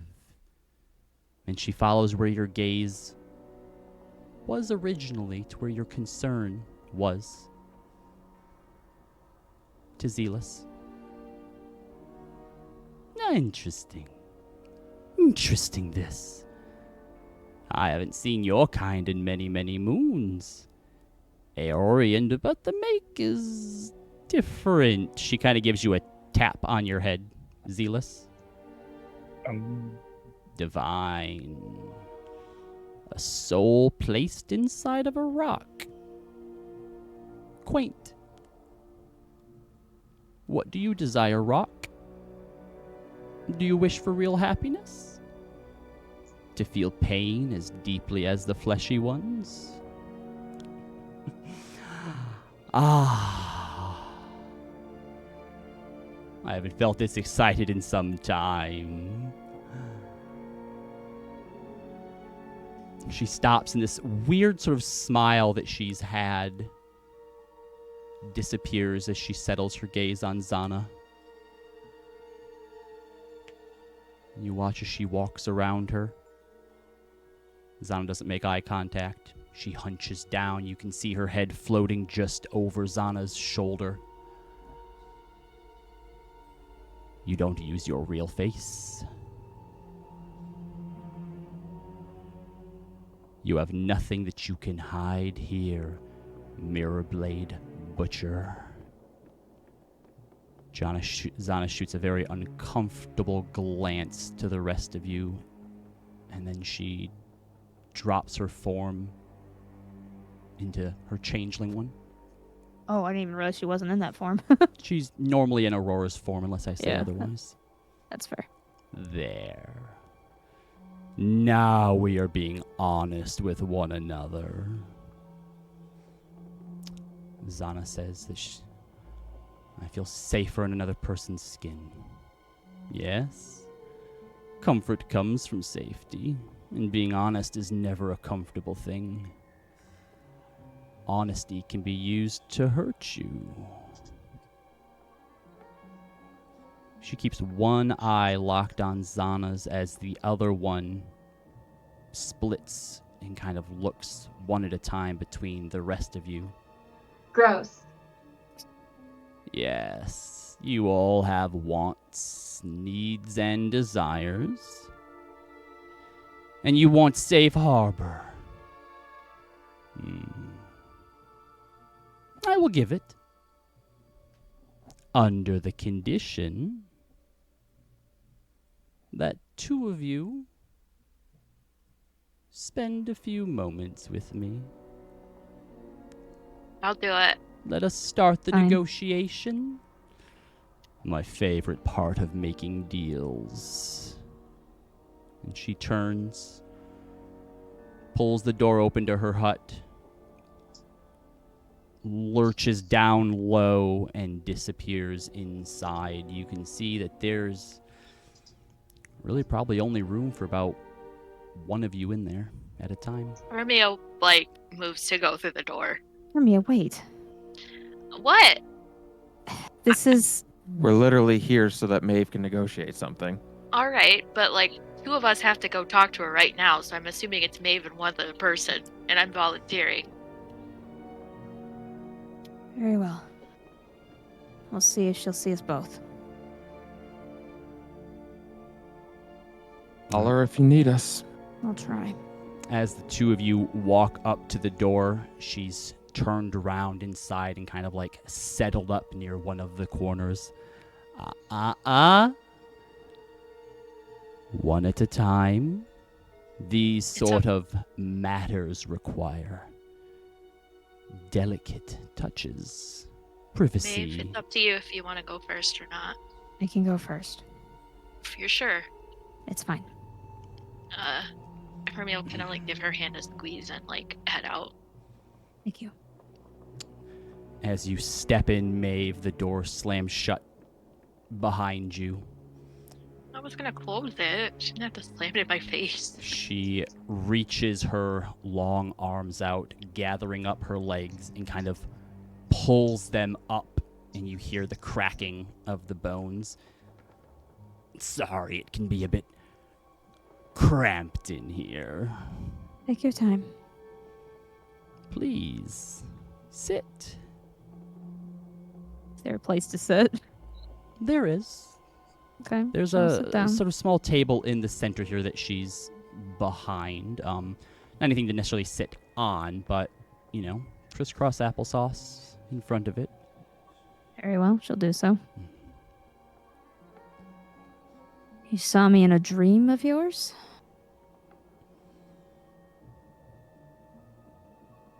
Among other places. What do you mean? I see bits of the before. I see the now.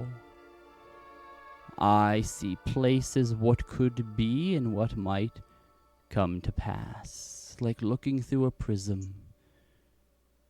Shades of the hereafter or the hitherto. I've seen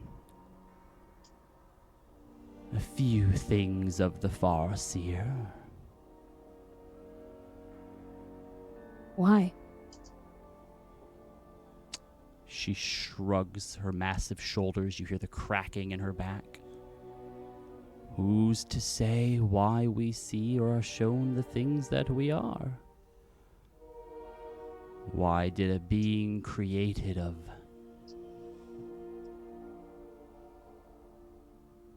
pure cosmic energy choose you? Maybe it was chance. Maybe there was a reason. Either way, you seem to not have exactly a lot of fond feelings either towards Sehanine or the Pallid Grove. I was here before those beings and betrayers set foot upon Exandrian soil. Before the world was called what it was, I was here. And then they came and set up their neighborhood. One day they'll be gone, one day they'll leave, and I will remain. What do you mean, betrayers? The betrayer gods? You know why they call them that, don't you? The deities all came to perform the founding as siblings, brothers and sisters all, until eventually their creations took too much of their familiar love, and some turned on others.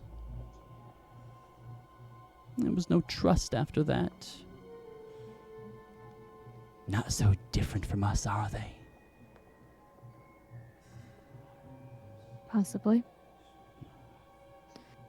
But it sounds like you were calling the people before it became the Pallid Grove. What is your issue with them? I have no issue with those in the Pallid Grove.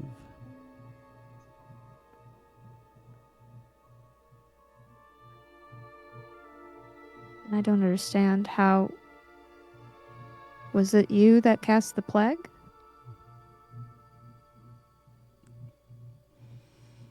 Is that why you came all this way here? To ask if I did it? I can come here for more than one reason. And what if I did, little Farseer? What if I did, Twilight Warden? What would you and your friends do about it then?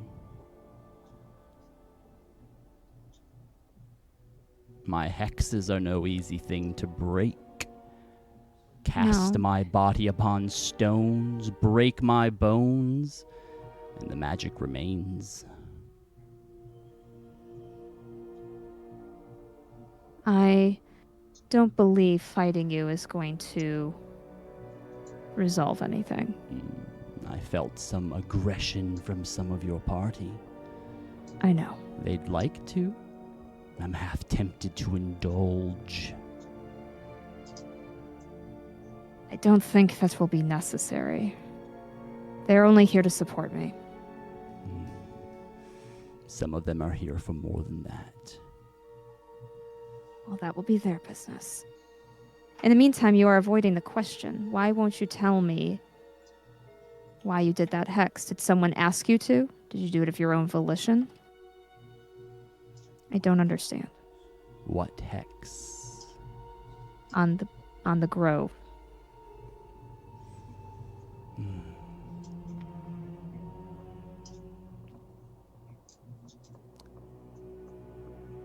Misery is a deep and complex meal. Its flavors fleeting but rich. And to get the most out of it, you need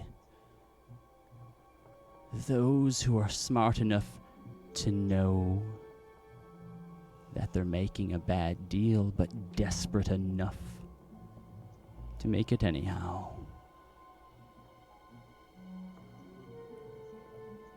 What happened in the Pallid Grove was not my doing. You were not involved?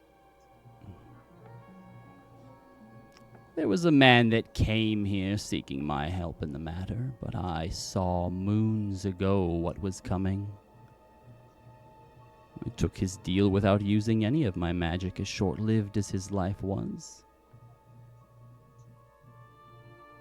He sacrificed himself for a deal that would never come to fruition.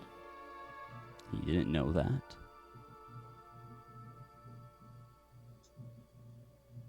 Stupid. Most of them are. So you weren't even involved at all. Can I take an insight check? Sure can. Whether we'll actually do anything or not is... we shall see. 18. She's hard to read. Yeah. I mean, I think you get the sense that she doesn't really have a reason to lie about it. You feel like if she did, she'd probably brag about it. But yeah. you also can tell that she likes to manipulate and mess with your mind a little bit. So there could be some deeper game that you're not seeing if it is a lie. Okay. Does that mean, since you saw it in the future, that you know the what actually caused the initial plague?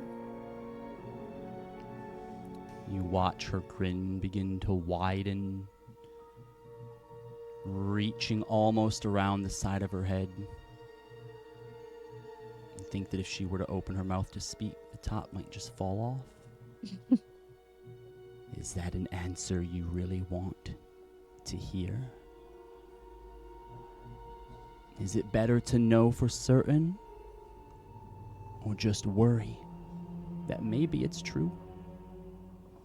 That maybe the reason so many died and your grove was pulled in two was because of poor little you? Is that what you're asking? Doesn't matter if it's because of me or something else. But yes, it's better for me to know. I can't afford to be afraid of looking myself in the mirror and hating what I see. I can do that for the rest of my life. I can't be scared of it now.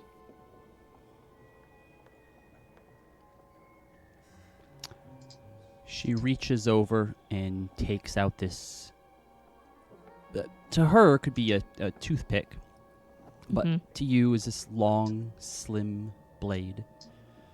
And she lays it down on the table in front of you. And then she reaches off over onto the other side and she takes out a mortar and sets it down. Our first deal, then. I can give you the answer you seek, and all I request is 3 strands of your hair. Didn't the last hag ask for hair? I can see the worry on your face, but I assure you, all this will give me is how to put it, a midnight snack whenever you look within yourself and cast blame for the lives that were lost. Ah, interesting. Okay. Sorry, that was out of character.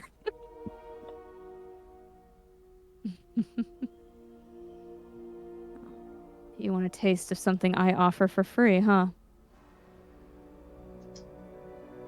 Thing you know is not going to go away anytime soon.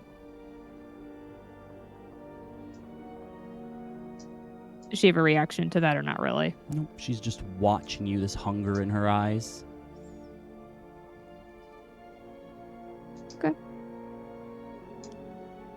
Ironically, this is similar to something she was going to say anyway. She will I don't know if she needs the sword to do this. Sure. Well, it's like a dagger, but yeah. Oh, okay, fair enough. Put 3 strands into it, and she picks it up and puts it away on a high shelf and looks back to you.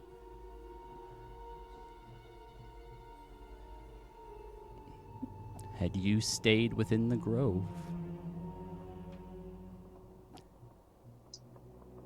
great change never would have arrived.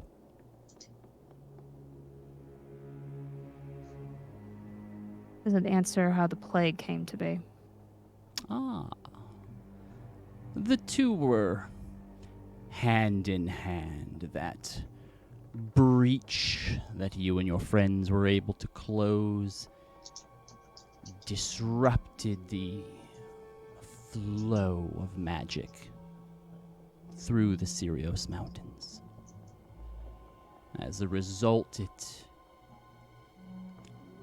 allowed the crawling king gap within the chains that bind him, enough to reach out to a place he so despises and begin to exert his influence there. But you've caught it off, so it will fade, it will go away. It may take centuries, handfuls of them, but one day your precious pallid grove will heal.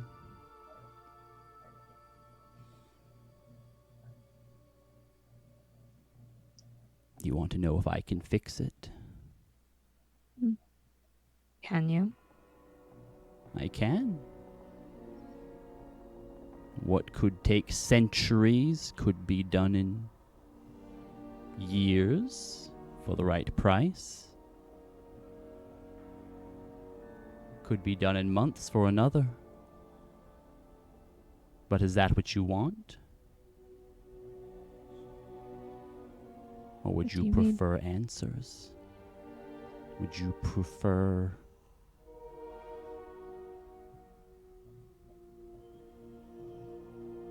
the chance to have her really hear you? Would you prefer the chance to make things right once more? What hold do you have over my sister?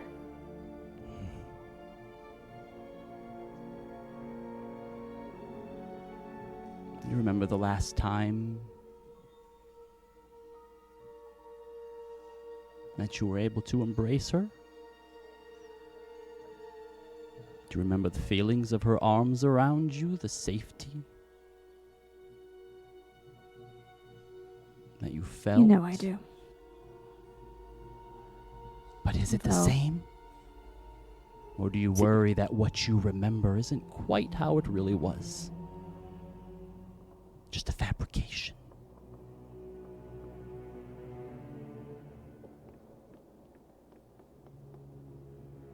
I don't know exactly why my sister has become so involved with whatever is going on here, but it sounds like there are some choices she is going to have to make. And I'm not going to have some magic that possesses her otherwise. It's not how things work. If she wanted to see me, she could.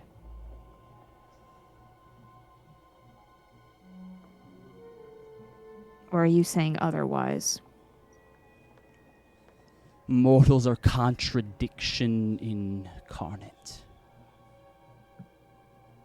The things that I make happen aren't against the nature of the person. They can be, but your sister, she wants to see you again. She wants you to help her, but she doesn't think you can. Did you make a deal with my sister? No. But let's just say I do my homework when I know clients may be stopping by. take the night to think about it. Fine. Discuss with your friends that if they want to save the Pallid Grove, there are 2 ways to do it. Which If are? you want to do it yourself, you will have to choose between the Grove or your sister. You don't have enough for both. But I have an errand that you and your group may be uniquely suited for. In which case? In which case I could heal the Grove in a year.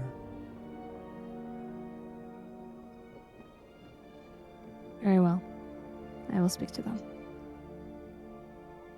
Enjoy the hair. You don't want to know what the price is? Apologies. What is the price? In order to reverse what the Crawling King has caused, I will require a piece of him. Piece of the Crawling King. I can give you a one-way trip to the far realm. No. You find his prison and you bring me a piece of it.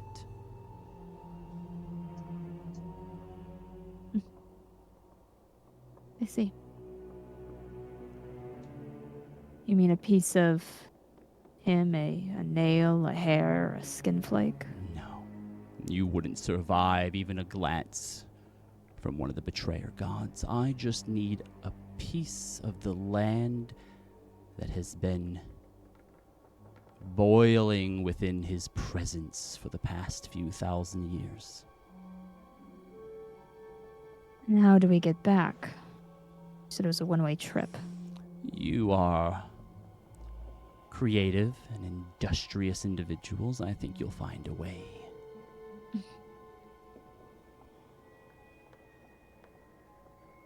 Very well.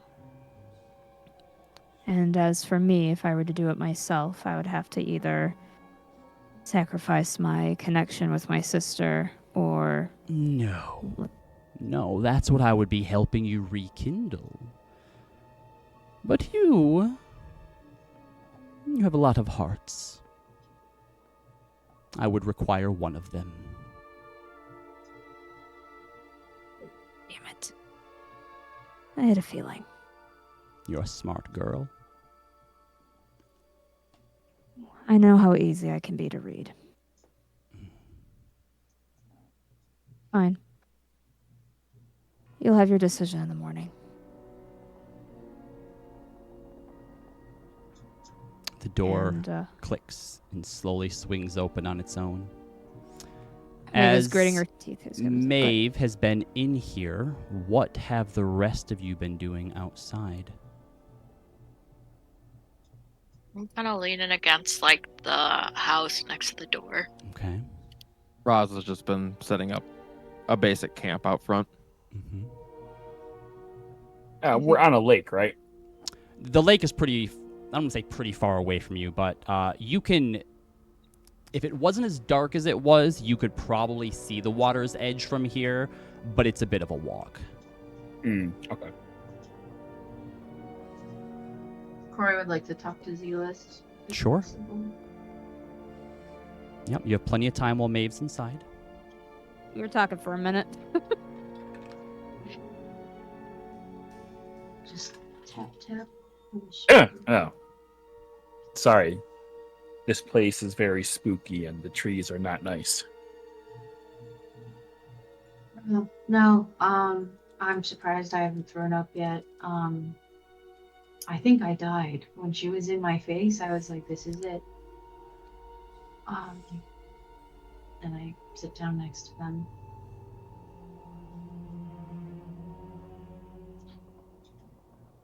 Listen, I'm really worried about you. And I'm worried about everyone, but I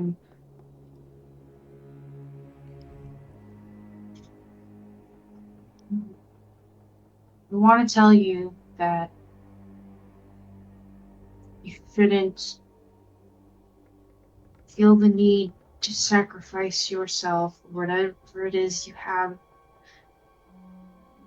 from happiness, or even the quest, because we still have a chance at that.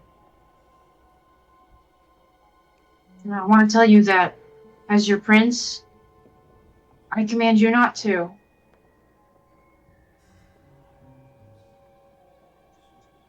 Oh. So, command me to not make a deal? But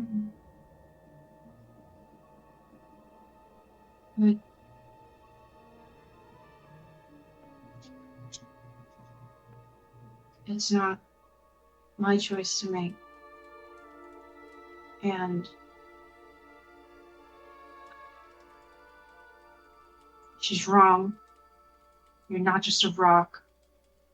You're a person. Even if you're not made of flesh. And that means you have a choice too.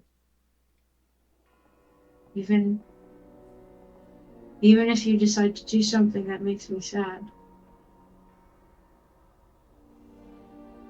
So I just want will. you to know that. I am not planning on doing anything that would make you sad, best friend Corey. Insight.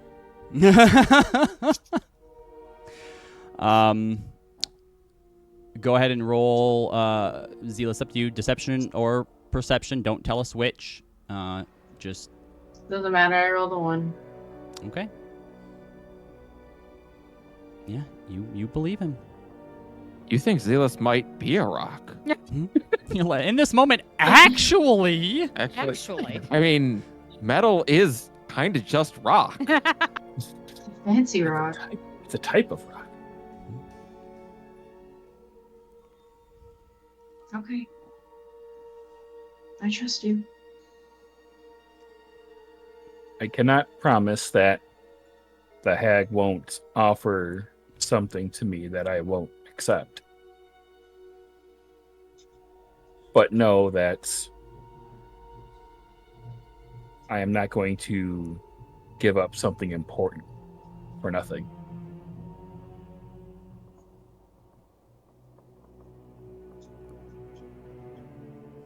Okay.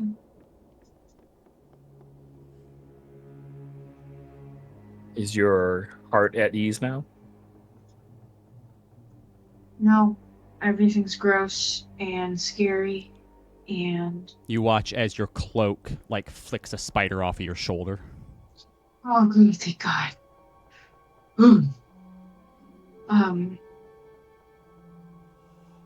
And I just want everyone to be able to walk out of here once it's all done. That's all. I too want everyone to walk away. You're suddenly pushed forward, Corey, towards Zealous by your cloak as it kind of wraps around him and pulls the two of you into a hug. I give a hug. Mm-hmm.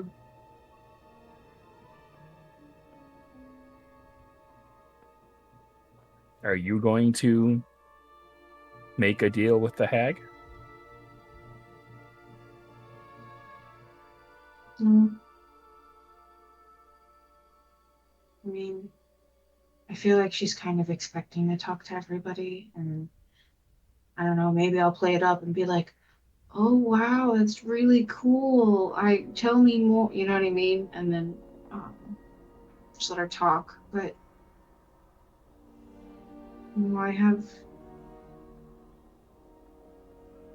there's too much writing on this. My family wants me back. Oh my God, I proposed to Faye.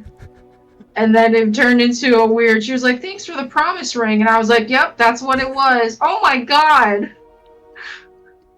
So I have to maybe fix that. Oh, if you I've go in lost there a and ask lot. the hag, hey, I kind of proposed to my girlfriend. Can you make that go away? technically, I could just go modify memory Faye myself if I wanted to, but That's no. terrible. don't do Oh my that. god. It's like therapy issues all over again. No, I honestly don't know what she could offer me. What if she offered you to give Faye powers so that she could travel with you and not be a burden? It'd be kind of sick, but I'm a Fae prince. I'm sure I could get her some fancy tutor, or she could take lessons from Roz and Hermia if magic's not her thing. But also, that's up to her. And honestly, after this, I think I'm good on the adventuring stuff. I've had my fill, Like, it wasn't like, oh, hey, here's like a few years of building your reputation. Like, no, we're gonna save the world. So I think, we'd be all due for retirement after. You think you're not going to go on crazy adventures in the Feywild as the Summer Prince? Probably, but I guess just nothing of this level, I suppose. There's a loud crack that echoes out of the darkness of the forest somewhere. You all hear like the fluttering of like wings before everything settles back down into silence. It's about this time the door swings open and Maeve comes out. It's just kind of stiff as she walks out. Who's next? Hermia steps up. I think to Hermia, don't let her trick you to just make a deal by yourself to help me. There's more options. Do you say that in her head? Yeah. Hermia gives you a nod. The hag smiles. I mean, yeah, she can mind read, but whatever. There's better deals to be made. She walks in, Hermia. I follow her. What's Roz thinking as she watches Hermia walk into the hut, the door swinging closed behind her? Oh. There was definitely a moment of like, I could start combat right now. You hear Zana in your head. We could just fight it out. She's got a big nose. She's huge. Easily Very broken. punchable. Very punchable nose. But she also gets this is like one of those things where it's like, where we hear Maeve talk about like, hey, you need to be able to trust me to be me and to handle myself. So Roz is keeping quiet. All right. Hermia, once inside, she sits down on the other side. She takes some time kind of rearranging her legs. You hear the cracking and snapping of bones and kind of pulling her shoulder around, trying to get comfortable. Does that hurt? Pain is a entirely different concept for mortal races. Hermia kind of like nods knowingly. Do you know my grandma? What's her name? Apparently she's a hag, and I don't know if it's rude to assume that hags all know each other, but I mean, my dad knows who you are, so I'm thinking maybe it's not outside the realm of possibility. Do you think it would be rude to ask a gnome if they know other gnomes? I mean, I'd probably ask it, and then maybe feel bad afterwards. There's so many gnomes. Also depends, like, if they were the same kind of gnome. Are there different types of hags? There are. Hermia's like really going down this rabbit hole. There are. She seems content to kind of just let you ramble on, and you notice she just keeps kind of like sniffing the air around you as you do, just waiting for you. Do I smell bad? I smell unseelie on you. I smell pretentious air about you. Venenthia, perhaps? Yeah. So are you going to ask About what? if it's possible For what? to bring back your other half? Oh, I'm very sure that it's possible. The question is whether or not I would be willing to give something up to make that happen. But the answer as to whether or not I'd be willing to give something up is dependent on whether or not I think that decision would be accepted by my peers and by my brother, which would be a no. You think you're so clever and smart, don't you? No, I don't. No, I think you do. The one fae amongst your friends, well, minus the prince who knows nothing about anything. But no, oh, hag this, hag that. Watch out for this. Don't accept any treats from her. I mean, I'm you not don't gonna lie. have to give up anything to have your brother back. I mean, nothing is for free, though. No, that's true. But to pay doesn't mean you have to give anything up. I feed on misery. So long as you're sad, I'm sated. Oh, well, I got loads of sad and unresolved issues. Yes, but we need something new. So you'd want me to, like, be more sad about something else? Yes. I mean, if you wait long enough and someone, like, dies or, like, goes back home, I'll be sad. It's not the same, little bird. It's not? You need to be the cause. I have to be the cause of misery? Now here's the thing. I can sense the matron of ravens on you. I think your father is an undying one, so I have to be careful about exactly what it is I give to you. It's been hard separated from him. You got so used to fighting with him by your side, even if you didn't know it. Imagine, imagine if he could run into combat with you now. Save the world together? Isn't that what you dreamed about when you were little kids? I mean, you know that's true. But it's not what he would want. You don't think he'd like to fight by your side? I mean, I'm not saying he didn't want that, but this is not the way he'd want it. What way? Making a deal with you. You don't think he would do whatever he needed to do to see you again? I mean, that's a different question. My brother has always wanted me to be better than him. Even if, in reality, he was always better than me. Not in all realities. That's also true. She lifts up this crystal ball. Oh, wait, I have a question. Speaking of other realities. Mm.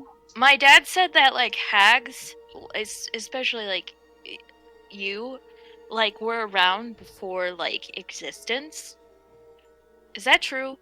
I was here before the gods came and founded what is now known as Exandria, if that's what you're asking. Like, you were here before, like, the world took shape?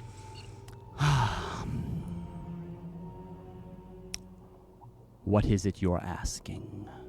I'm just wondering, like, I'm aware that, there's a time before the gods. She clunks this crystal ball down in front of you. It's got a few cracks through it. Small, Did I make you mad? No, you can keep talking. She's listening. But Oh, okay. you can see there's like a shard that's kind of been like missing from it, and some of it's like kind of clouded over. But she just kind of sets it down in front of you as you continue to ask. So I was wondering, if you were even before then, I assume if there's such thing as existence and creation, there must have been a time when there was just nothing. Mm.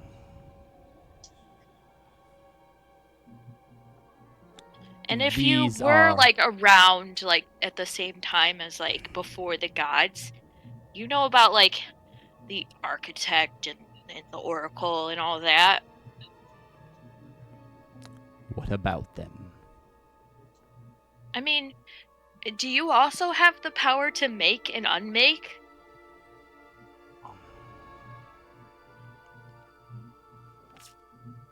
Out of curiosity, I'm not asking you to show me or anything.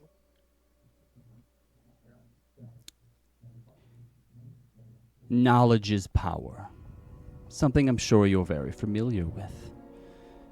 And in that same vein, information is currency. So if you want questions of that nature answered, I can certainly do so. But Oh no, I was just wondering if you wanted to have a talk about She- creation magic. taps on the crystal ball and you watch as it begins to cloud. Oh, I would very much enjoy having a conversation, but you have much more that you can learn from me than I can learn from you. So if you want those answers, I'll throw them in on top of a deal. And as the Well- clouds in this ball begin to part, you see Leander. Which is maybe surprising to you, maybe it's not. But what Is it a memory? is more surprising is the sword that Leander has on his back. Is it mine? You see Foamir, Right. I knew this. not corrupted.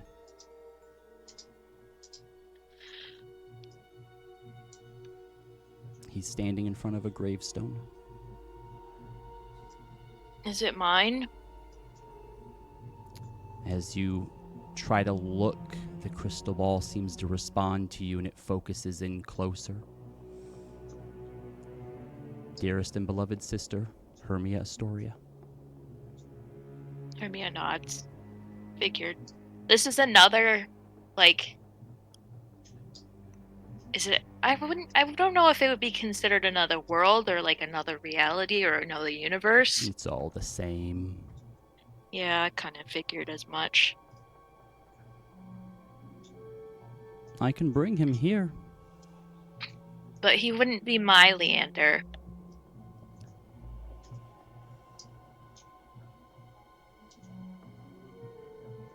I mean, biologically he would be, but I mean, it's all the whole thing, nature versus nurture. Are we who we are because of who we are born as?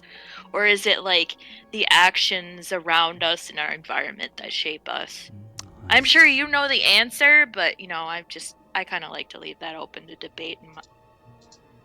Well, maybe it's a conversation you can have with the World Walker, as she has met various incarnations of people she's known and loved. Yeah.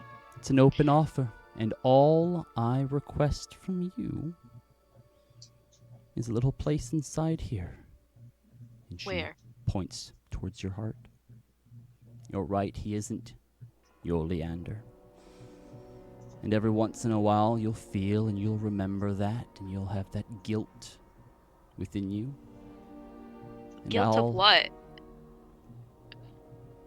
The guilt of the happiness you feel having him around. Oh, yeah, that's true. And I'll feed on a little bit of it. That's all you have to give to me, Hermia. In exchange for what, though? That seems like you get, I guess for all eternity, because I don't go to, like, what comes after. You get your brother back. I get a little bit of your misery. Oh. I mean, well, like, if I got my brother back, like, how would that, like, be, like, me feeling sad? She shrugs. Maybe it wouldn't. Maybe it's a bad deal for me to make, but I'm willing to make it. I mean, the fact that you're willing to make it means that it's, like, I haven't thought of, like, all the possibilities and angles, so I mean, it just means I have to think on it some more. Then go and I do agree to that. think on it, but I'm not going to give you an answer yet. That's fine. Cool. So I assume Maeve already asked you what the deal was with the Pallet Grove, right? Yes, and I'm not explaining it again. You hear the door click and creaks open. Oh, I had more questions! I'm sure you did. We can talk more when you decide to take the deal. Now, go. All of you can kind of see, like, she definitely has this look on her face like, all right, we're done. Go on. I've had enough. She doesn't like it when you keep asking questions and having conversations without her actively participating in it. Imagine that. Just curious about a lot of things, and she's like, she understands what I'm talking about. I don't have to explain what I'm talking about, so then I can just get to, like, the questions that I have without having to explain it. But don't worry, Maeve, I didn't make any deals or anything. Well, the only deal that I gave was that I would think about the deal that she offered. She emerges behind Hermia. You have my word that should you stay within the light of the torches here by my hut, nothing will harm you. Thank you. Joy. Very well. Does that include the Plague of Eyes? Ugh. She gives you kind of a long, hard look. Ah. That explains some things. I think you already knew, though. But yes, it does. I had my suspicions, but it wasn't something I took the time to suss out. Oh, so you weren't that curious. But yes, So they that can't- includes. Now, should any of you feel the urge and the excitement to make a deal before the morn, my door is always open.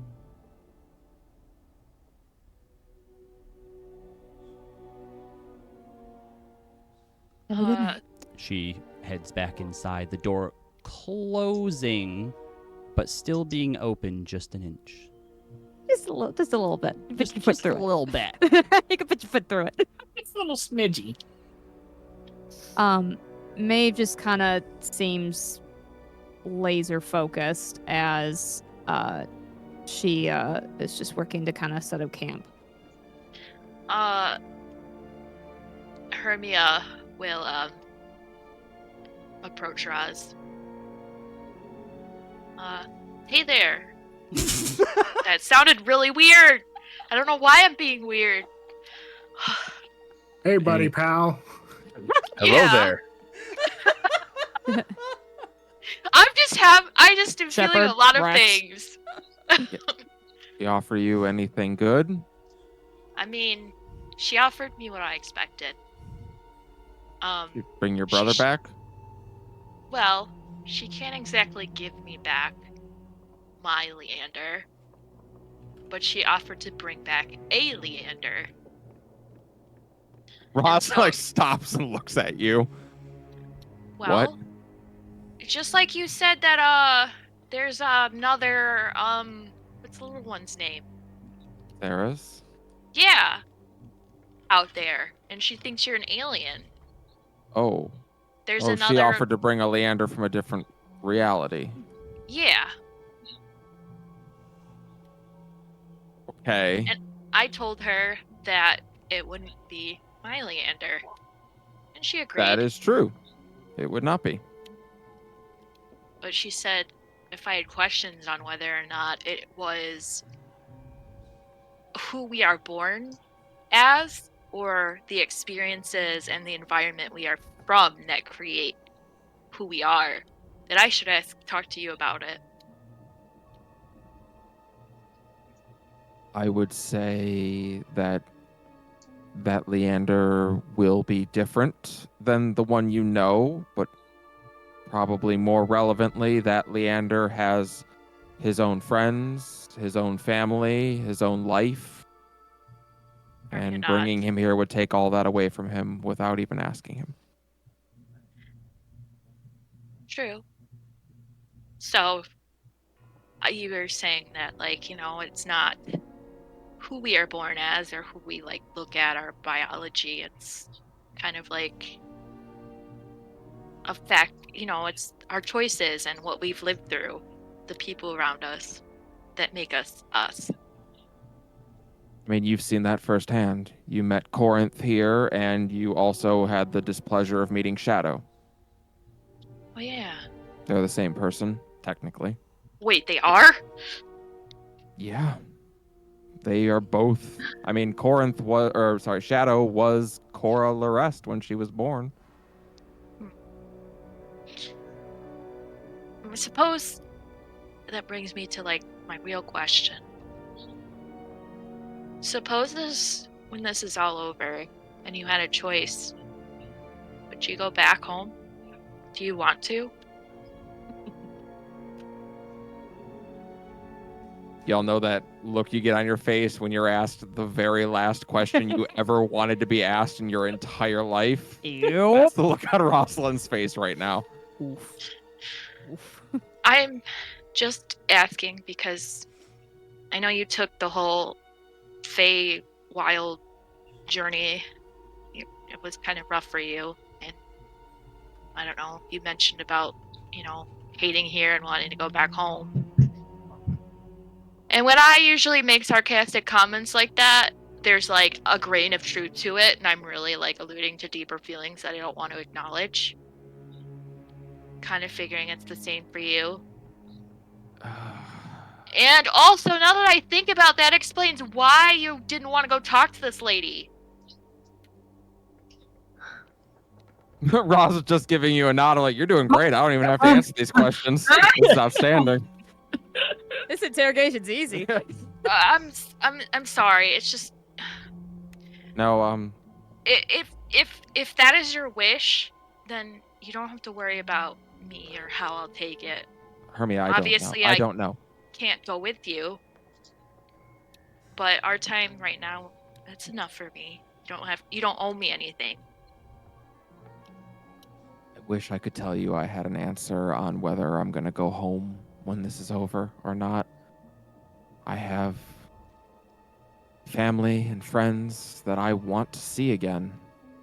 I hate the idea of never spending another holiday with the people I grew up with. And on the other hand, being here, I've gotten to make wonderful new friends and family and discover a part of myself that I never could have imagined. Got to meet you. We'll give you a hug. What I'm trying to say is that if you're looking for somebody to give you the okay or permission to like feel whatever you feel or make whatever choice you feel you have to make, you have mine no matter what it is. Thanks. Roz. What? Yeah. You hear Zana in your head as you're talking to Hermia.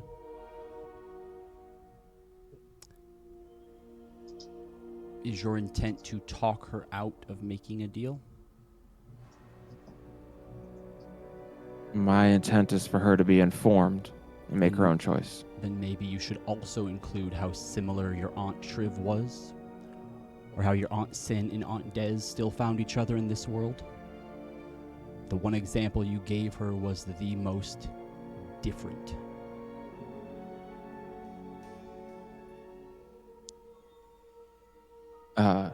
Eavesdropping is not your best quality, Zana.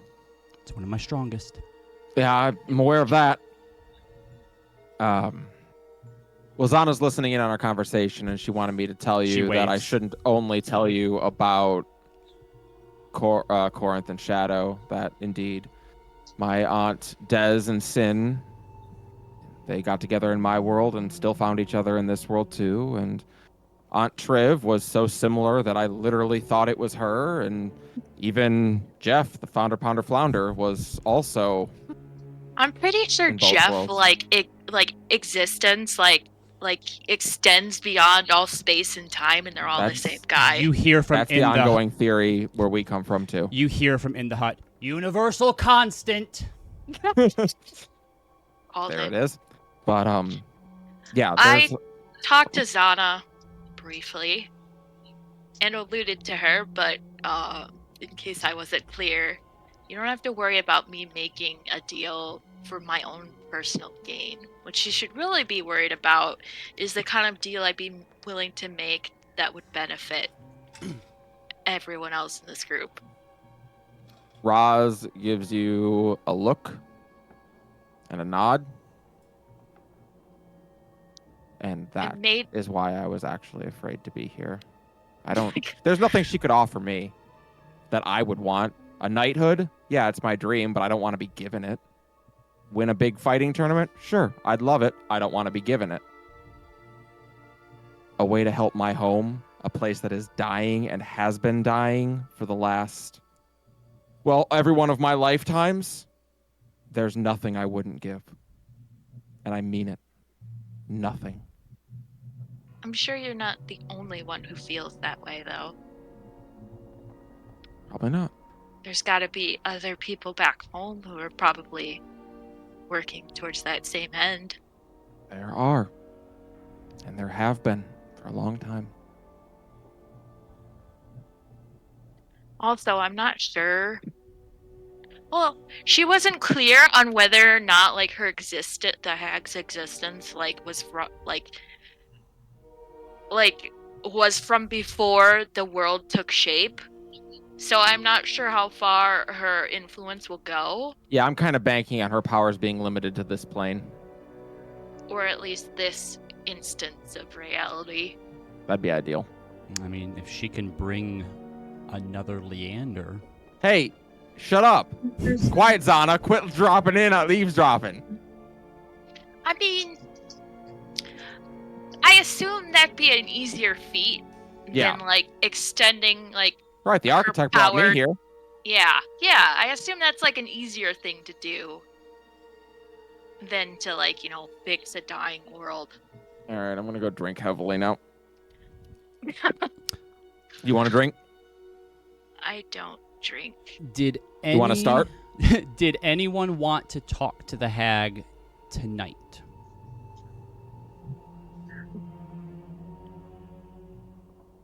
I All right. want to wait till everybody goes to sleep before I go talk. Then Oh my god, Damn. Leo. are y'all gonna set up watches? Motherfucker. Yeah. Are we going to set up watches around the evil hag that You feeds on misery? were Yeah. told that you have her word you will be protected. I don't believe As in long her as we word. stay within the torch's light, doesn't stop the torches from being and- blown out, does it? I Oh mean, my this is gosh. very, very selfish, but I would only like watches because Maeve desperately needs someone to talk to. Also, her word sucks. It's okay. So, But whatever we want to do. All right. So. I vote for watches. 'Cause Well- we don't know if someone's gonna come blow out the torches like birthday candles. All right. and two people stay up with Leo. For reasons I don't know. Fuckers, God. No, we can't meta. What? I can't go We into do the know mall. that he's self-sacrificing though. Who? Him and Leaf are We all zealous. Who's taking? No one goes on watch by themselves. Who's taking first watch? I'll be on I'll- first. I'll go Oh, first. never mind. But, well, Nope, it's No, fine. all right. Go first No, with me, there's two Maven. of us. Yep, Maven Ross. Oh, okay.